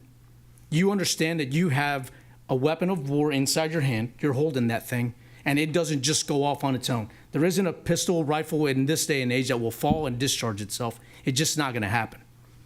Those are the things we need to consider, where Eric mentioned that we have to have an education-based system where if you are going to do something, a SLED-approved course that says you have to understand what you're doing, where you're facing, what you're looking at, and what's beyond that. That's the important part here. I can appreciate somebody who wants to use their weapon on their own land. I love that. That's the greatest idea of this. I'm a combat infantry Marine. Understanding how dangerous those things are caused me not to have a weapon the entirety of my career because the government issued me one if they needed me to use one. I retired, and 6 months later, I buy my very first weapon because I'm like every other American that deserves and has the right to bear arms. In self-defense of my family and my home and my stead, that's what that thing's used for. But for me to step out in the backyard to just start flippantly shooting is probably not going to ever be something that you see me do, or any of those that I know that are going to do that. They're going to consider what's beyond that tree line, and they're going to say, hey, man, maybe we should aim in this direction. And that's the education our folks need. Because like Chief said, development is coming, and it's not slowing down. It's going to envelop us here pretty quick. And having one of those properties landlocked where he can't fire in any direction, that the same way that we're doing development, the same way we're discussing this now is as relieving somebody of their property rights, it's going to happen through development. We're going to landlock them, and they're not going to be able to do anything with that land. And that's something that we don't want to see. And we can pretty much curtail that. Again, education, accountability, responsibility, and just being neighborly towards one another. and understanding that there is somebody, that community's been there for 14 years. If somebody says, I didn't know there was a house back there, that's negligent. That's negligent. That's wanton use of a rifle or anything. That 300 blackout round that they're shooting out of that enlarged platform for that, it takes an enlarged platform, not an AR-15, that's an AR-10 frame at this point. If you understand weapon systems, you understand what I'm saying. It's got a 200 to 300 effective range. Max distance is 1,000 plus yards. That's how far that goes. And we're shooting at hay bales and pumpkins. So again, the fact that it may or may not have happened in Bluffton, that's something for Bluffton to deal with. I'm coming to you as a resident of someone north of the Broad to consider those things, because I know that it happened there. I walked right over to that house. And as a real estate agent, I'll tell you what I tell my clients, this is happening over here because it's supposed to be in the property condition disclosure that we're required to report to them if there's any damage to that house and anything has been fixed in that house. Yeah, we actually patched up 6 gun holes right here. And tell me it's not going to start affecting where and how people want to live. Just want to put it out there for everybody to appreciate that. I appreciate your time. I think we should pump the brakes on this thing and give it the true debate that it deserves with those viable, get the police municipalities in here, the municipal police in here, and have them contribute to this. They're the ones looking at these communities. They're involved with them every day on their beat. They know where it could and could not be affected. And again, it's not about a land grab. It's not about a gun grab. It's got to be responsible gun ownership. That's what this is about at the end of the day. And we got to hold them accountable. I'm 100% with Eric on this one. Those bad actors, they need to understand that it is not okay. It is not okay for families to live in fear if another round's going to come through their bedroom window. That's not okay. There's a word for it. I'm not going to say it because I think it would be a step too far, but when you live in constant fear of an action, there's a word for that. I appreciate your time, and I hope we can slow this down just a little bit. It requires our responsible attention. Thank you so much. Thank you, Mr. Guerrero. Thanks for coming. Mike McDonald. Come on down.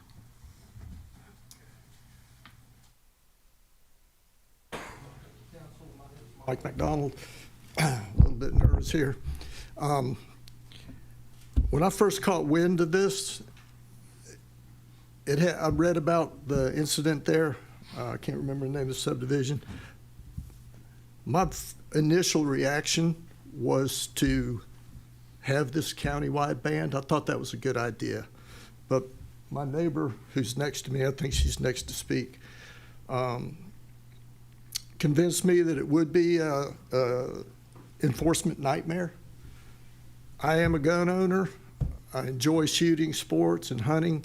I think now, after consideration and hearing, hearing these other speakers, that probably do need to slow this down a little bit, but the ultimate goal, in my mind, is to protect neighborhoods. Now, the one gentleman from Charleston County, the other 2 men who made great points north of the Broad. I live south of the Broad. I live right by the Hilton Head bridges. And my biggest concern here is people shooting in neighborhoods. And that's what's going on in my neighborhood. Buckingham Landing, probably seen me here before. They're at the end of one of the streets, there are people constantly shooting down there. I don't know what they shoot. I mean, I have a pretty good idea. 9mm, shotguns, rifles. The houses in my neighborhood on half-acre lots are 20 to 50 feet apart, okay? 22 long rifle, effective range, 300 to 400 yards. 223, 300 to 500 yards. 5.56, which the service members would be familiar with, 1,000 yards. 9mm pistol, 100 yards. 45 caliber pistol, 50 to 75 yards. Effective range. I'm here because I think I want somebody to protect my neighborhood, okay? North of the Broad is much more rural than south of the Broad. And yes, these communities are getting landlocked. Where I live is a small island. There's a strip of land, a strip of marsh. Directly across from that is the Old South community, well within range of any of these weapons. The Bluffton flyover and 278, well within range of any of these flyovers, of any of these weapons. On my way over here, I just noticed one large tract next to the Okeetee Elementary School. Another one directly across the street from John Paul II High School. Okay, any of those weapons could hit any of those buildings. I don't want to see anybody lose their rights to bear arms. I thank the men for their service. My son was a captain in the Army. He had combat service as well. I know where these guys are coming from. I just think I'm here specifically because I think that neighborhoods need to be protected from these shooters. We've called multiple times to have law enforcement there. There's nothing they can do, is what they say. There's another incident, and I'm glad the DNR officer's here. These guys are shooting clay targets over the marsh. Unless they're using like duck shot, stainless steel, or non-lead shot, if I'm correct, that's illegal. You can shoot lead shot over the marsh? Right, yes, sir. Well, they're shooting it towards Old South, okay? And I know people in Old South that bring their kids in when they start to shoot. So that's all I have to say. Thank you for your time. Thank you, Mr. McDonald. Appreciate it. Julie Franklin.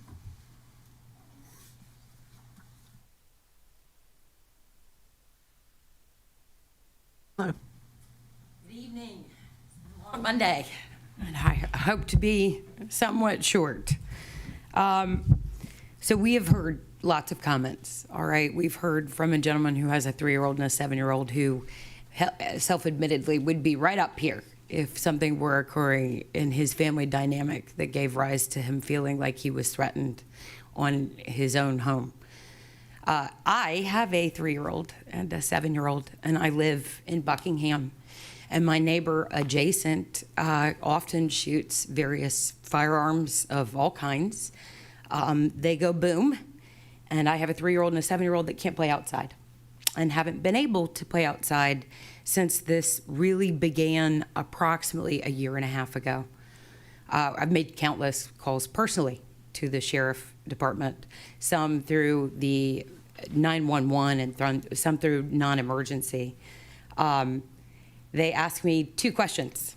Who did it and what kind of firearm? I don't know the answer to these questions. And I honestly, as a member of the bar, I am an attorney in South Carolina, in Georgia, in the Commonwealth of Massachusetts, in the state of New York. I have to say honestly, when I'm on the phone with dispatch, I don't know. I do not have a legal right to surveil my neighbor, nor would I want to live in a community where I was required to do so. What I do want is action. I have been in communication with Ms. Brown, and I am so grateful to you guys for bringing this to the point where it is at the second reading and where there is a public hearing. I have long thrown up my hands. We've gotten to the point where it's actually better and safer for our family to go spend the weekend in Savannah, with the crime rate being what it is, because we don't feel safe in our own backyard. That is unacceptable. There are also, I'm sure, FOIA request recordings of me communicating with dispatch in the 911 and non-emergency line context, where I literally say frustratedly to the individual who has the unlucky and unfortunate task of answering my call, I don't live in Gaza. I don't know why this is happening, but I don't feel safe. The other major component to enforcement of the laws that have been brought to light in the other public comments is you have to have an actual party who is responsible for the negligent discharge of the firearm. If you put a witness on the stand as the sheriff's, DA, and you can't get somebody to commit to seeing an individual shoot, then you don't have a case. even if you would like to establish some sort of proximal cause, I have a bullet in our house, Eve, from the negligent gunshot. But I don't have witness testimony in the form of eyewitness testimony. And when we do call the sheriff's office, they do respond. But, you know, we've got some slick, shady people who discharge firearms who we're not sure have license to do that in the first place, one of whom I believe is a 17-year-old. But they're very quick to put up the guns when the sheriff comes. And there's no gun shooting when the sheriff is there. And then almost in retaliation of the fact that we tried to reach out to the sheriff to get this conduct to cease and desist, as soon as the sheriff leaves our neighborhood, pop, pop, pop, pop, pop, pop, pop, pop, pop, pop, pop, pop, pop. I have videos. I have shared them with the sheriff's office. I have countless FOIA request phone calls, again, as I indicated. I have had an opportunity to review this particular proposed ordinance. I do agree this is good fodder, okay? It's appropriate. It has to be dealt with. As the chief said, this is going to prevent an inevitable tragedy if it is not dealt with swiftly and deftly.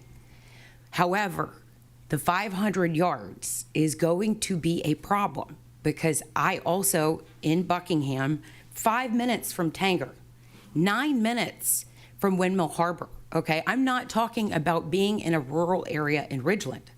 I am very close to very many people. I do not have the ability to see who shot the gun, nor do I have the ability to prevent them from putting up all of the implements before they get caught, okay?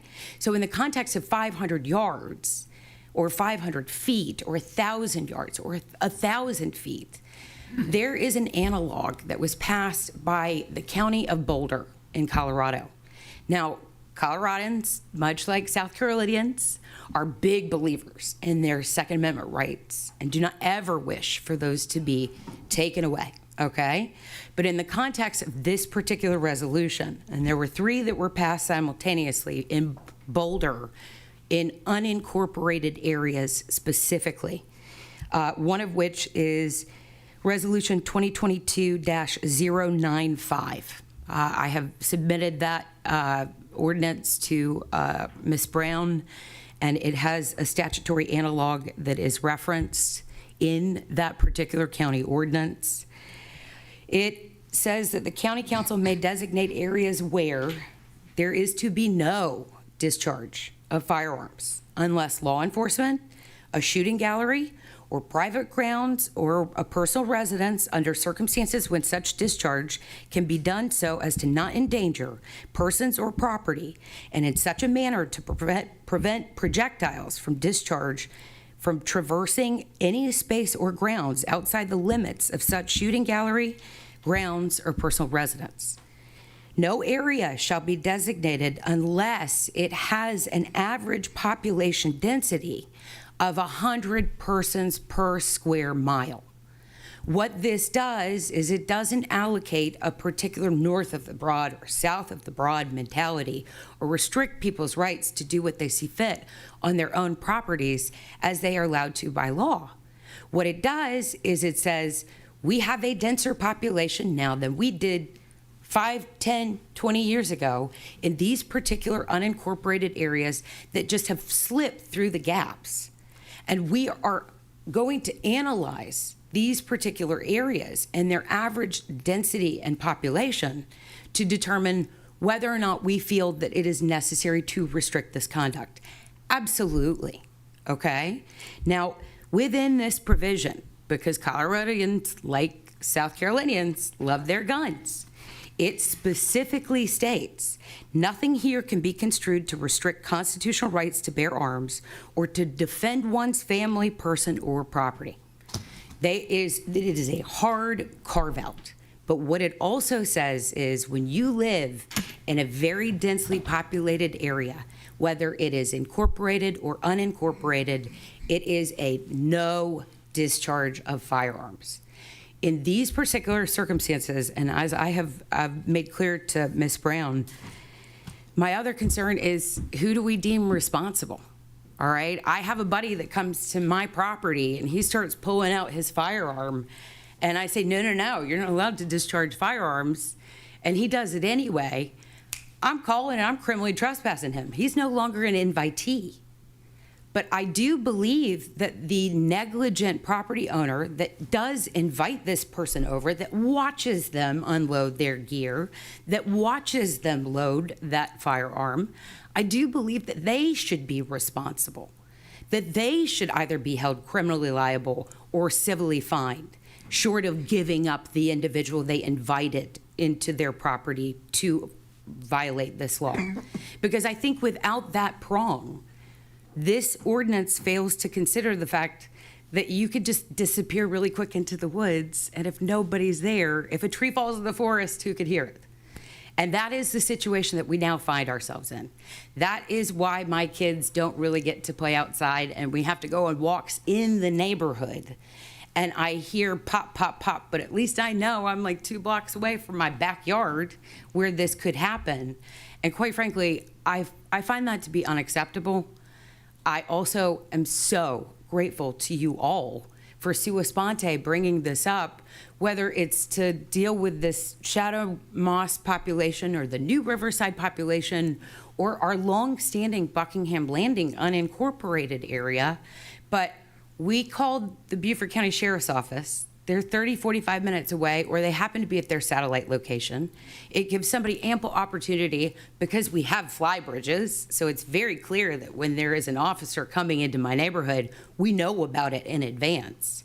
Nobody's been caught. We know exactly who it is, but we don't have video, and we have trees in between our property lines, and I don't get to lie and say that I saw somebody do something when I didn't see it myself. That is the problem. We are grateful for you all for having this ordinance at least set down. I do ask that you take a look at the Boulder ordinance and the relevant statute that is codified within that ordinance, and that rather than do some sort of arbitrary yardage or footage, we do a no firearm discharge with very big exceptions for population density, for shooting galleries, for personal residence, where projectiles are dead certain not going to touch any additional spaces, in a way that we can actually arm our sheriff's office with the ability to enforce it as to the property owner. Because in the event that, roaches scatter in daylight, there's nobody else there but the property owner. And there's got to be somebody responsible for that. And it's delusional to think that you could have somebody come to your house without your permission, discharge a firearm, and not know about it. So thank you all so very much, and we really appreciate you. But I do implore you, I know we've heard a lot of voices about slowing this down. I don't think that the momentum should be slowed. I think that great consideration and homage should be paid to the comments that have been made today, and that the best way to look at changing something is to look at someone else who's done it before you and figure out where their gaps and potholes were. I did try to reach out to the county DA on our way over here because Colorado is behind us. And I left a voicemail, but I haven't heard back. But I'm happy to continue to reach out to the public relations team for the county DA, who does represent that sheriff's office, because I want to flesh out and understand more fully what the ramifications are of violations in the context that I'm describing. How does that work? I want us to create language within this amendment ordinance that encapsulates those pitfalls that they have experienced since their initiation and acceptance of this 3 years ago, learn and evolve for our purposes, and ensure that this is not born out of a desire to not have people shoot their guns where they are entitled to shoot them, but that we are paying attention to population, to density, to changing and evolving neighborhoods, and more importantly, creating a safe and congenial environment for our children, some of whom like to play outside, even though it's 2026. We like to keep them off their pads, and we can't do it if we're afraid they're going to get shot in our own backyard. So thank you very much for your time And Ms. consideration. Franklin. Yes, thank you. Jeremy Bratcher, you're our last one. Come on down. Madam Chair, Council, thank you for your time. I think we found a great consultant for helping with our wordsmithing of this ordinance. Kudos to her. That was fabulous. I grew up in Kentucky, surrounded by guns, going to school and seeing the trail of blood on the street because somebody had killed a deer that morning. I'm used to that. I'm all about that. That's fine. I lived in Virginia Beach in Norfolk, one of the hubs of our military, world's largest naval base. And I've lived here for the last 17 years. You guys didn't know me and I didn't know you for the first 16. The reason we know each other now is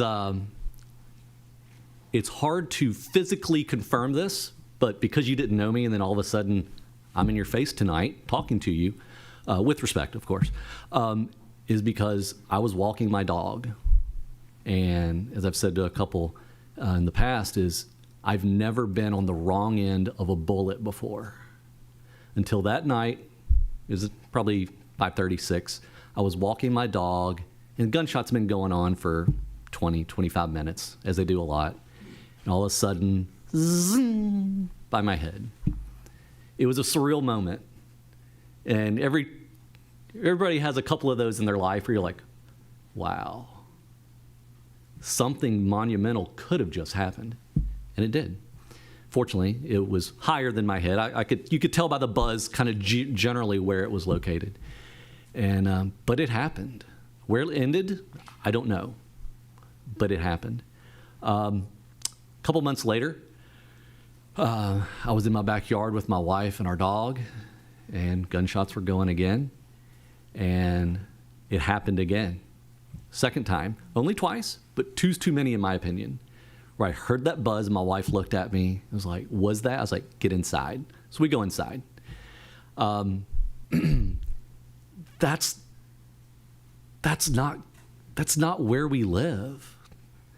And I've prepared a couple of notes. Just no one. I'm personally not suggesting, by any way, shape, or form, that responsible firearm use should disappear from Beaufort County. I own firearms, many. My wife would tell you too many. I own several. I'm the first person that doesn't want that removed. It's illegal to discharge a firearm in Bluffton, where I live. It's illegal, with a couple of exceptions. It's illegal to do that in Beaufort. It's illegal to do that in Hilton Head. So there are parts of the county where it is unilaterally illegal except for protection and that type of thing, right? So we're not even asking for that in unincorporated Beaufort County. Rather, the spirit of the ordinance, knowing it's still in flux and has some massaging to do, the spirit of that ordinance simply recognizes that when homes and neighborhoods now exist in areas that were once rural, basic safety buffers should exist as well. What should this ordinance do? This ordinance should establish reasonable distance standards. I love the idea of pockets.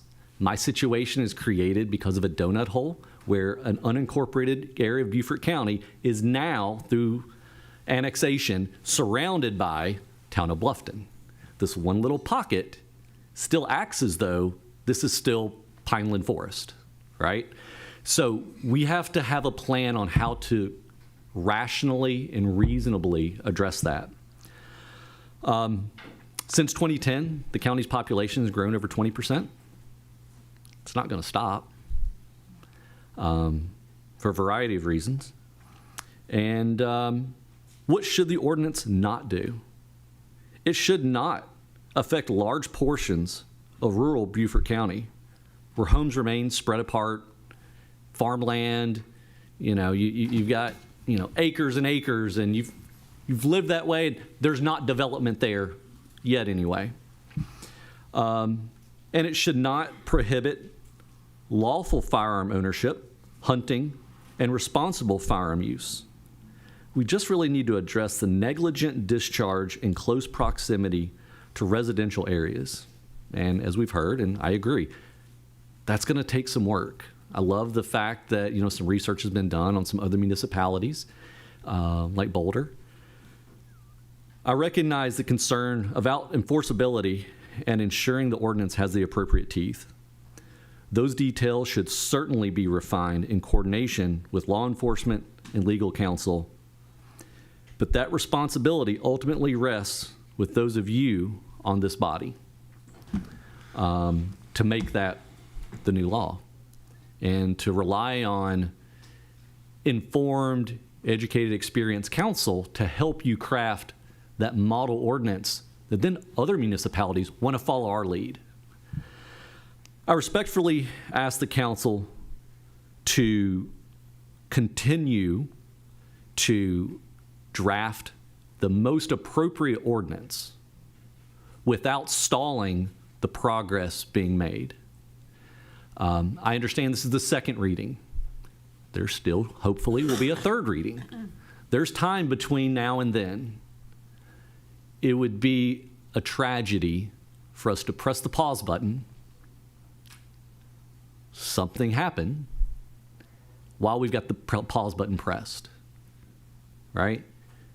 Not saying just to put something out there to make everybody feel good, pat ourselves on the back, hey, we checked the box, let's move on. That's not what I'm saying. We need to keep that momentum, but we've got a good thing started. Let's not stop here. Let's not pause. Let's keep it full speed. Because we don't want tragedy to force our hand. Thank you again for your time, consideration, and for not just the council, but those behind the scenes on the staff who have done a lot of work on this. It doesn't go unappreciated. And let's work together for a solution that protects both responsible firearm use and ownership with the safety of residents in a growing Beaufort County. Thank you. Thank you, Mr. Bradford. This is a public hearing. Anyone else care to speak? Mr. Smith? I'll just say that actually I won't hold too much of your time because there's been a lot said tonight, and I will say that the guy from Charleston and Mr. Eric, I'll just say they took a lot of my comments. But one thing I want to just bring out to this council is that I'm sure everyone know me and know that I definitely care about kids and families. But also, I do care about our rights as citizens too as well. And a lot of us live in rural areas because we do like to do different. We do like to hunt and do different things in our area. And like I said, I won't go back and say a lot of what they said. I do ditto what they said, but just do remember those. And some people actually will ask for you to kind of slow down on this. Speaking of slow down. As I sat in my seat and think about the traction that this single-handed situation, the energy it galvanized in this room and in this community and in this county, and yet we have people like me and Mrs. Major come in and we speak about the kids and different things in terms of community, and we just can't get that kind of traction. So it's amazing that this situation brought the traction, and we talk about some of the same situations as kids and people dying in the community, and it doesn't get the traction that this situation here got tonight. We hadn't got a first reading, a second reading, or hell, not even think of a reasoning to help some of the situations that we've brought up. And just before this situation, earlier it was talked about tonight about in terms of speeding this up and moving this up about a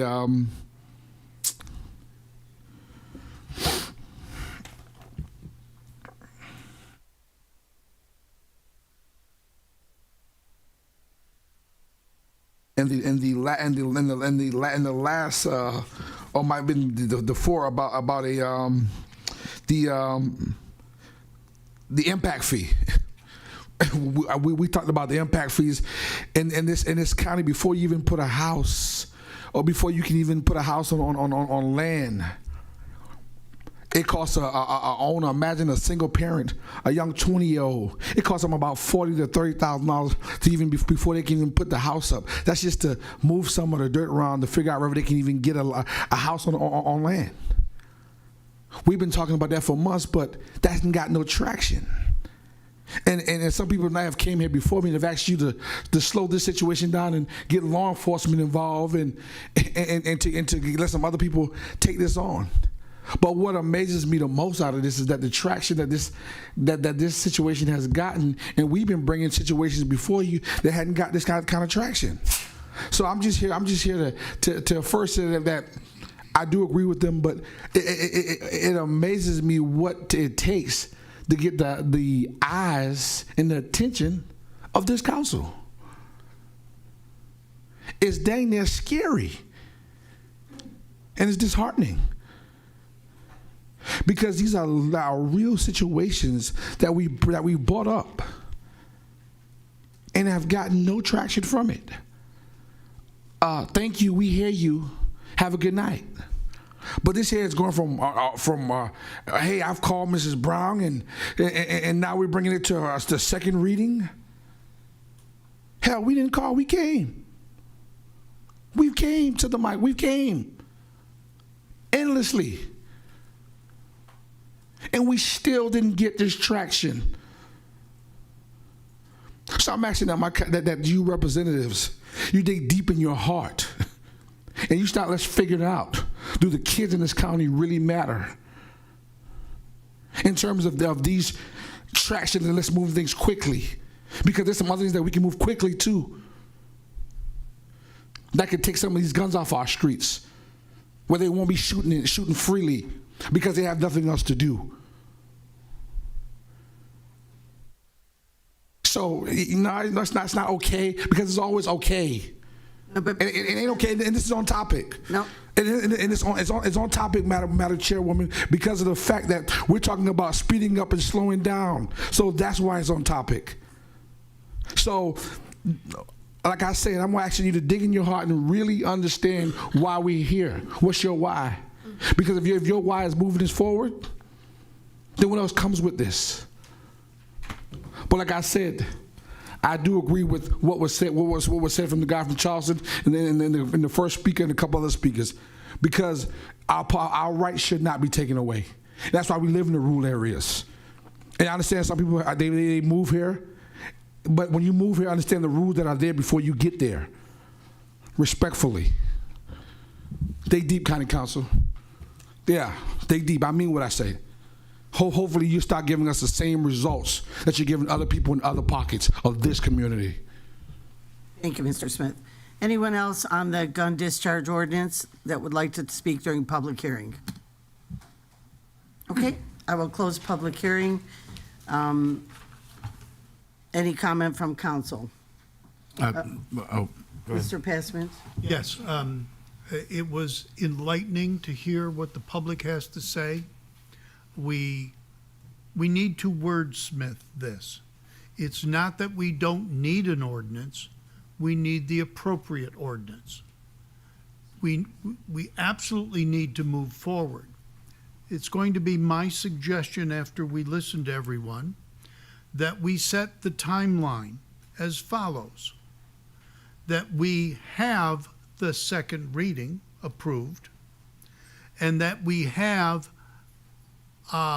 it go back to the Community Services Committee meeting on April the 6th to ensure that all of the wordsmithing that has been proposed is in the proposed ordinance, that we have contacted all of the agencies that would be involved in this.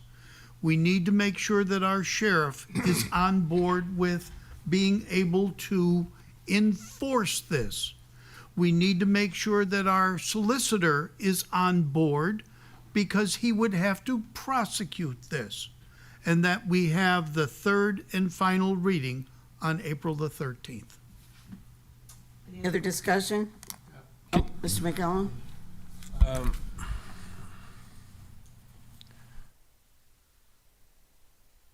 I agree we can't lose the momentum. I think it's an important topic that has to be addressed without losing the momentum, but that doesn't mean that we can't slow it down for smarter legislation.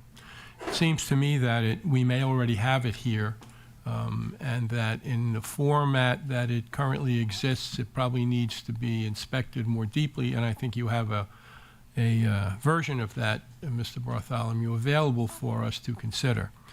Joe, I don't know what our requirements are to get to the third reading, but I don't know if that's enough time to do that. So I think putting a date on it maybe we can do it quicker. Maybe it's the 13th would be the latest, but I'm not so sure we'll be able to get there that quickly.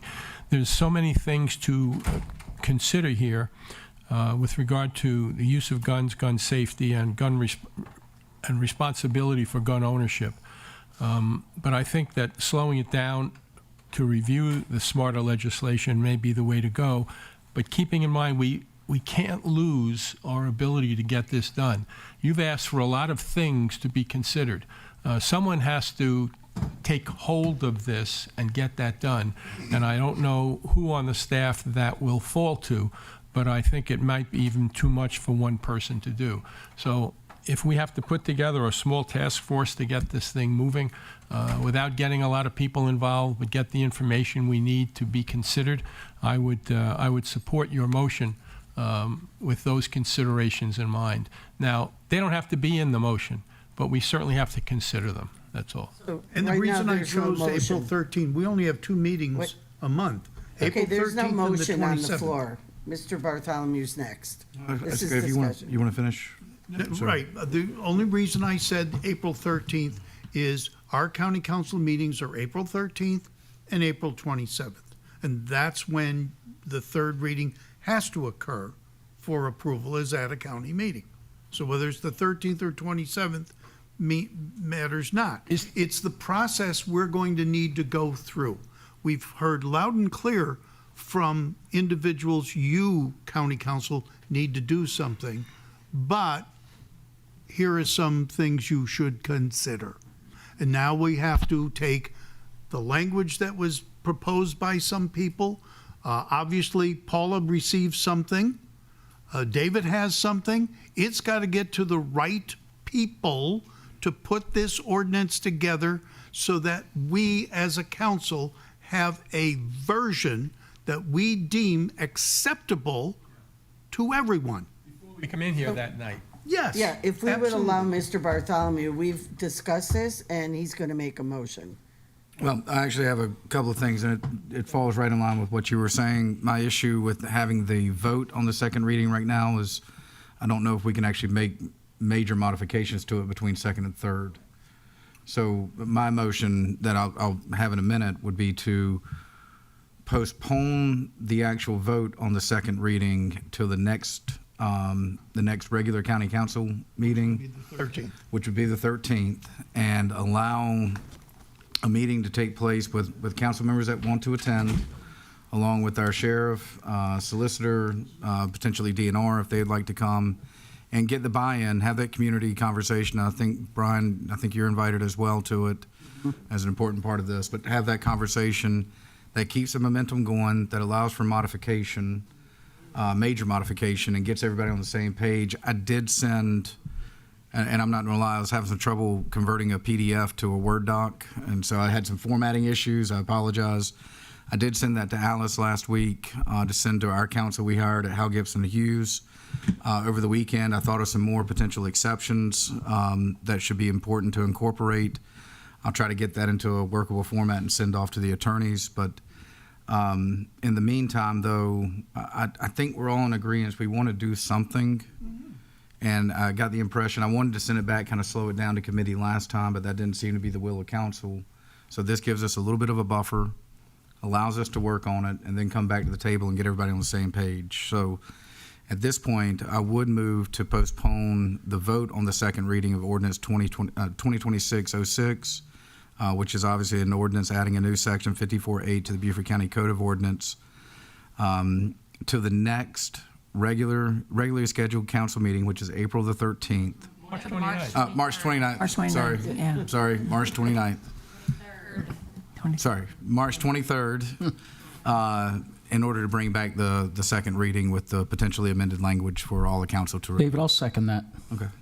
Mr. David, go ahead. Bartholomew is correct. if there's any material substantial change after the second reading, you have to bring it back for a revised second reading, because you have to have at least 2 readings when you make a material change. So we have a motion on the floor and seconded by Mr. Reeds. Yes. Now discussion from council. Paul? Ms. Brown? And David, I forwarded Ms. Franklin's email to you. I saw So that. hopefully that can be some kind of a guideline, because I think what she said was extremely important. Any other comment? Mr. Cunningham? Yeah, so what's going to happen the next 2 weeks during that time? What's that process look like? Say that again, sorry. The process the next 2 weeks. 2 We weeks. have a meeting with the sheriff, the solicitor. We're going to invite someone from DNR, possibly the chief from Port Royal. Maybe he doesn't know that Question yet. is, who's going to do Couple that? council members, Brian, Michael, we're going So to meet. who, when, where? It's lined up March 12th. 12th, What time? 11:30 a.m. 11:30 a.m. March 12th, this Thursday? Yes. 11:30 a.m. Where's it going to be? Solicitor's office. Oh, okay. This is already teed up beforehand. I made a bunch of phone calls last week, buddy. I need calls to you. I do have a couple things I want to say then, if we're going to go that route. I understand the comments on both sides. I was one of the votes against this for the first reason. I don't believe in taking away rights. Just because municipalities do it doesn't mean it's working. Crime rates in those areas have gone up. The crime rate in Boulder is very high as well. No offense, Boulder's not Beaufort County. I understand the legislation, but that's not the old Colorado that Colorado used to be in Boulder. I believe their attorney general is actually running right now, or he's probably not called you back because he's running for attorney general of the state. But with that said, if we can't enforce the law now where there is no distance, how are we even having a discussion about any enforcement? Right now it is a felony to shoot in a house. He said it happened in Shadow Moss. And as far as I know, were we able to arrest and prosecute? But they know who the shooter was. Yeah. They were cooperative and still were not able to prosecute. And same with Buckingham Landing. And Of shooting into a house. Sure. And that's, Madam Chair, may I respond? Logan, just to answer the question, it was brought up in the first meeting when Daniel Gorley with the Sheriff's Department was here. The 1623-440, Section A and B for the discharge into a dwelling and a vehicle requires specific intent. The mens rea has to be there in order for them to prosecute. So there is a gap in the law, which is why I initially sent my proposed changes up to the State House to try to amend 1623-440 by adding a Section C and D. Obviously, the State House wheels move very slow, and that's okay. We have this ordinance coming forward. This is an opportunity to work on it and see if we could close that gap. My objective, legislative intent, if you want to call it, would be to educate. I mean, no matter what words we put on a piece of paper, we're not going to stop idiots from discharging their guns negligently. But at least, heaven forbid, nobody gets hurt when somebody does negligently discharge a firearm. Hopefully, we can at least get it out in front of it, get them some education, not to try to charge or jail them, but just to educate. I think, to me, that's the best case scenario when this will happen again. It will happen again. There's no doubt in my mind it will happen again. But there does appear to be a gap in the law, and I don't know. I'd heard that maybe DNR had a state statute that they operate under.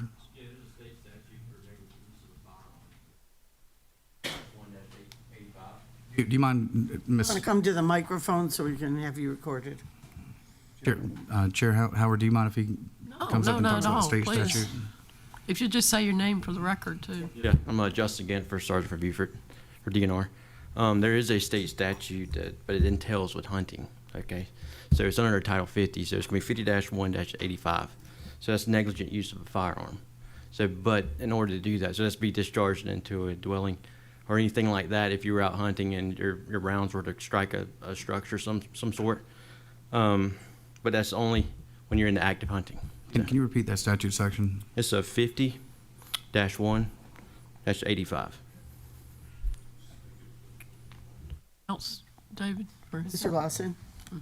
I think this is a good thing, even though we want this to move forward as quickly as possible, but we need to go back and make sure we are not trampling on the rights of people. Hang on just for a second, I just want to ask you a question. People in the county, when we look at this, I mean, if we pass this in the next 2 readings, that doesn't mean it's going to stop, as David just said, from someone getting shot, because again, it all goes back to proper handling of guns and what people are taught and what's out there. So again, I think it's good. If we get everyone involved that David has mentioned, DNR, Ducks Unlimited, the Sheriff's Office, because again, we have to enforce this. Right now, even if we did it the way it is written right now, we really can't enforce this rule. So we really need to take a deep breath, make sure that we are protecting the rights of everybody, but again, protecting the people in the communities that have felt threatened with this. So again, when we move forward, I think that we'll come out with a better ordinance than what there is right now, but it's not going to be perfect. We're still going to be lacking and still be trampling on some rights someplace. Thank you. Mr. McKellen? I have a question. Under 50-11-740, when you can't shoot within 300 yards of a residence while hunting, is there any applicability to that? You have to actually be hunting. Is that the only prohibition, that you can't shoot within 300 yards while you're hunting? Does that carry over anyway in a general sense to state law? Right, I can explain that statute for you if you would like. I got it written down. It's 50-11-355, deer hunting near residence with a firearm. So it's 300 yards from a residence only when you're deer hunting. Okay. Okay. So you had, and that applies when you're less than 10 feet. So if you're elevated, if you're higher than 10 feet of elevation, and you're within the 300 yards, then that statute wouldn't apply. You wouldn't hit the elements for that. Okay, thanks. Yep. And if you have permission of the landowner closer to you, you're good to go there as well. All right, thank you. Any other question while we have a captive audience here? I'm so glad you came tonight. Ms. Franklin, come back and speak for a minute. I apologize, however unorthodox.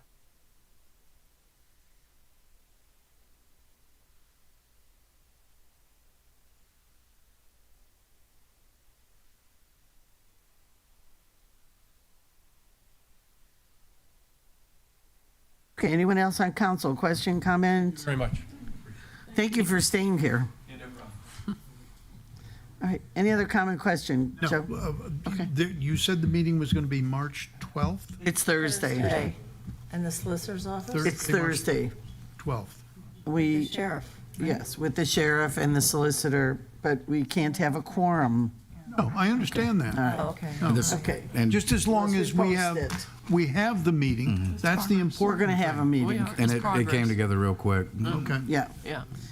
It was like a last minute put together because we knew this was That's coming. okay, this as today, long as we Mr. have the Chairman? meeting so that we can Saturday. move Oh, this on.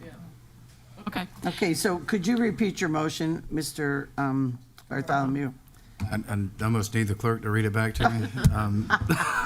Yeah, It's to postpone the second reading until March the 23rd, which is the next meeting, to not have the second reading approved tonight, but to move it to March 23rd for approval, and in between time to have meetings to wordsmith this so that we can get a preponderance of support. That was my motion. Okay, Mr. Cunningham has another question. Yeah, I'm not going to be at the meeting, can't have a quorum too. I did not have enough notice of the meeting. But with that said, I just hope whatever angle you guys take, that it is something enforceable, because if it's not enforceable, it's just on paper, because you can't fix stupid, like you said. If you want to take guns off the street, what are you going to do, ban illegal guns? People are getting illegal guns. So people that are going to break the law are going to continue to break the law. So if we cannot enforce the law, it's completely pointless, and we're wasting time, and we're pretending like we're protecting our citizens when we're sure as hell not, if that's the case. So I just hope that if we're going to go in there and take that time and do it, if we're just up here doing a show, but it can't just be a piece of paper that says it if it cannot be enforceable. So I hope that can get done on Thursday. And that's why the sheriff's going to be there, solicitor's going to be there, our administration and attorney, someone from DNR will be there. Ms. Howard's going to invite Chief Myers. I mean, there will be people there. It needs to have good teeth in it. How about the town of Bluffton Police as well? Will they be there? Haven't been invited. I mean, you can't have 100 people, but yeah. I mean, it doesn't mean we can't have somebody. All right. What? That's what part of the problem is. That's the density that she was talking Right, yeah. We understand, yeah.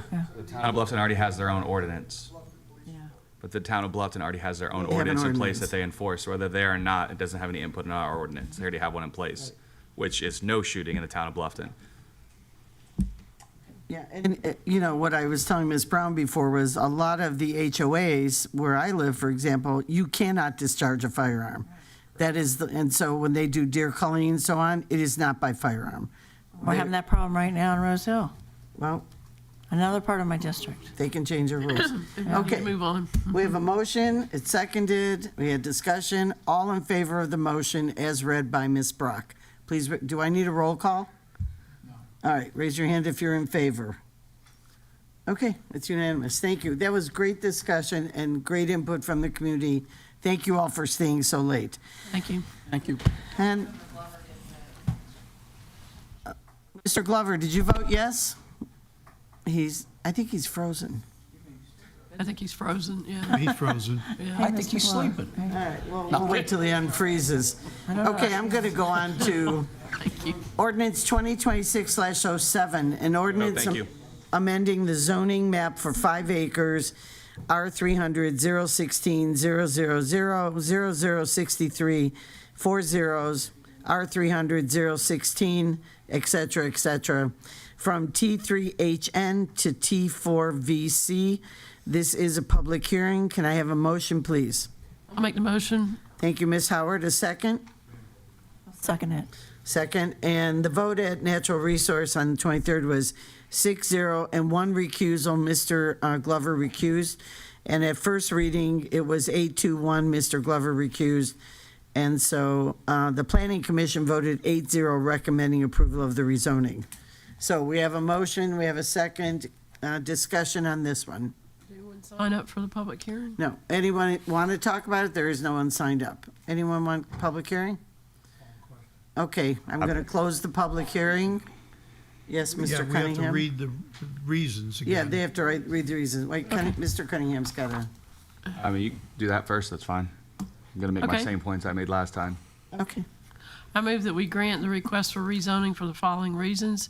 It is consistent with the goals and policies of the comprehensive code and the purposes of development code. It is not in conflict with provisions of the development code and/or our code of ordinances. It does address a demonstrated community need.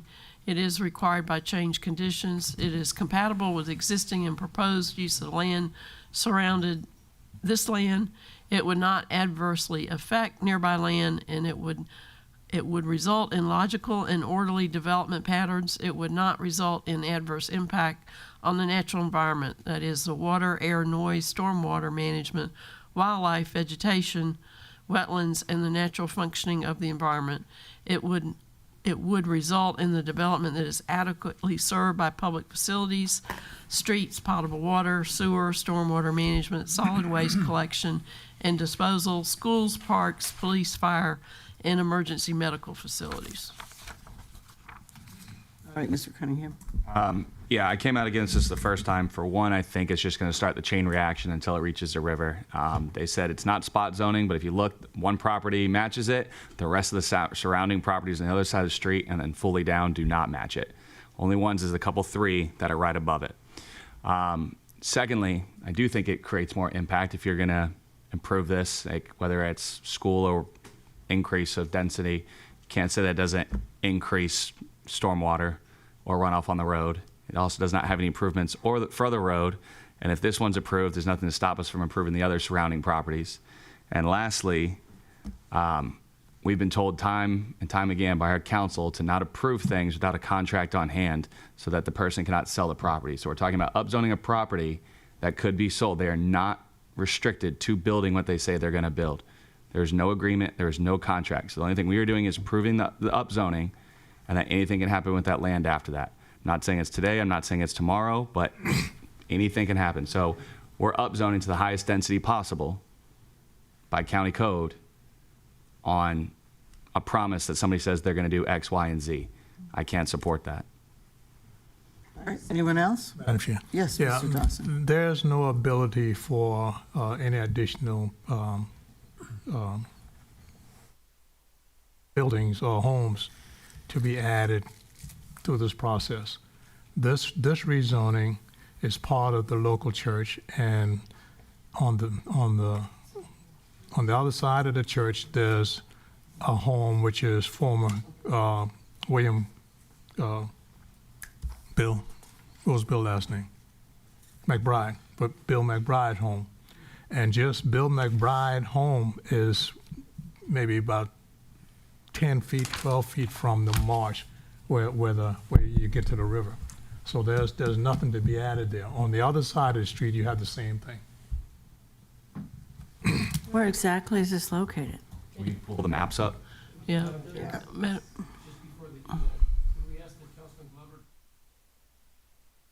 Oh, yes, that's he's right, back yeah. on. Councilman Glover, can you drop off? This is, We're on the issue you recused yourself for.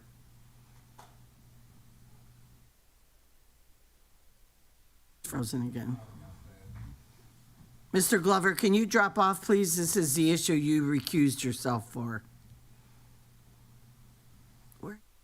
I don't think he can hear us. Can you drop Yeah, Can you drop him off? Can you cut him off? Terrible thing to say, but yes. I have a comment, okay, too, once we get the maps up. All right, go ahead. Last time we talked about this, I asked the questions about the traffic, and it was answered. It's this area, I may have to ask Rob or Chuck again. Chuck's not here. Do you want to answer that again, Rob, about the traffic? I think there was a traffic, it's a school. Of course, they would have to comply with the stormwater regulations, so I don't understand Councilman Cunningham's comment to that. And I'm very familiar with this property out here, as I'm sure many of us are. This property has belonged to the church since the end of the Civil War. I mean, it's belonged in a church. The name of that church is Bethesda Christian. So I don't think there's any impact to stormwater. I wouldn't have read these conditions. Traffic, do you want to address that again? Sure. Can I address that comment first? No, I'd like for him to answer it, please, if you don't mind. My question is about the traffic, because I don't recall what you told me last time. Sure, I can address it kind of all at one time. So what we're doing is we're changing the zoning. We're not approving a particular building on the site. So it will be an allowed use, but it is not authorizing the issuance of a permit. They will still have to go through the complete process of applying for a development permit and any subsequent building permits, and would have to apply with all applicable laws for those permits. This does not authorize the issuance of it. It just allows the use on the site. Wouldn't any upzoning require the exact same thing? Oh, absolutely. Yeah. So any Sure. upzoning we bring, it would be the same thing. We're not issuing the building permits, but we're still giving the right to apply for it, and we have no grounds to stop it if they meet the requirements for stormwater or anything along those lines. We do have grounds when it goes through the process of being reviewed. So as it goes through the permit process, if they meet the requirements of the permitting, they get the permit. Based on the zoning on that property. Because it's an allowed use. Correct. Correct. So Yeah. just I mean, that's the point of upzoning it, right? Is to I allow the 100% agree that's the point Right. of upzoning. That's Sure. my problem with it. And there would be a requirement for a traffic impact analysis, based on what. If it met the threshold, if it met depending the on the threshold. size, but it would have to meet all the requirements of the ordinance that are in existence. Yeah. All right, anything else? Chair, I just, again, I'd like to know where this is. So if you head out on St. Helena, there's a Corners community. It's where the Parker's gas Parker's station? gas station. You take a right, and it's right behind the Parker's. It's 4 or 5 individual lots down on the right, probably 700 feet from the light. How down far on the from right. where the mass shooting was? It's in the vicinity. Yeah. This is a 250 church, feet though, away. No, right? it's farther We're than talking that. church. There's a picture of the church in the packet. Okay. And the church is what, they're just going to add on to it? Is that what they're doing? Oh, the Penn Center? It's down near the Penn Center, Oh, and okay. the stated purpose is to add a larger fellowship hall There and we go. potentially Okay. a school. All right. Oh, a school too? Yeah. associated with the church. Okay, and that's what it's zoned for, right? It would It's be, on for that. if upzoned. Yeah, Rob, if you want to speak to that. Good evening. Just real quickly, our ordinance makes a distinction between meeting places and places of worship up to 15,000 square feet and then over 15,000 square feet. So this church is, and I don't, our assessor's database says 1938, but I think the church precedes that time. So there's been a church on the site, and it's expanded several times. So they're at the threshold, so that the current zoning that they have now caps them at 15,000 square feet. They want to expand beyond that, and so that is why they're requesting the zoning amendment, because the district that they're changing it to, T4 Village Center, allows churches, meeting places over 15,000 square feet. So, okay. All right, anything else? All right, all in favor of this one? We need to roll call vote from. You want a roll call? All right, do a roll call. There be.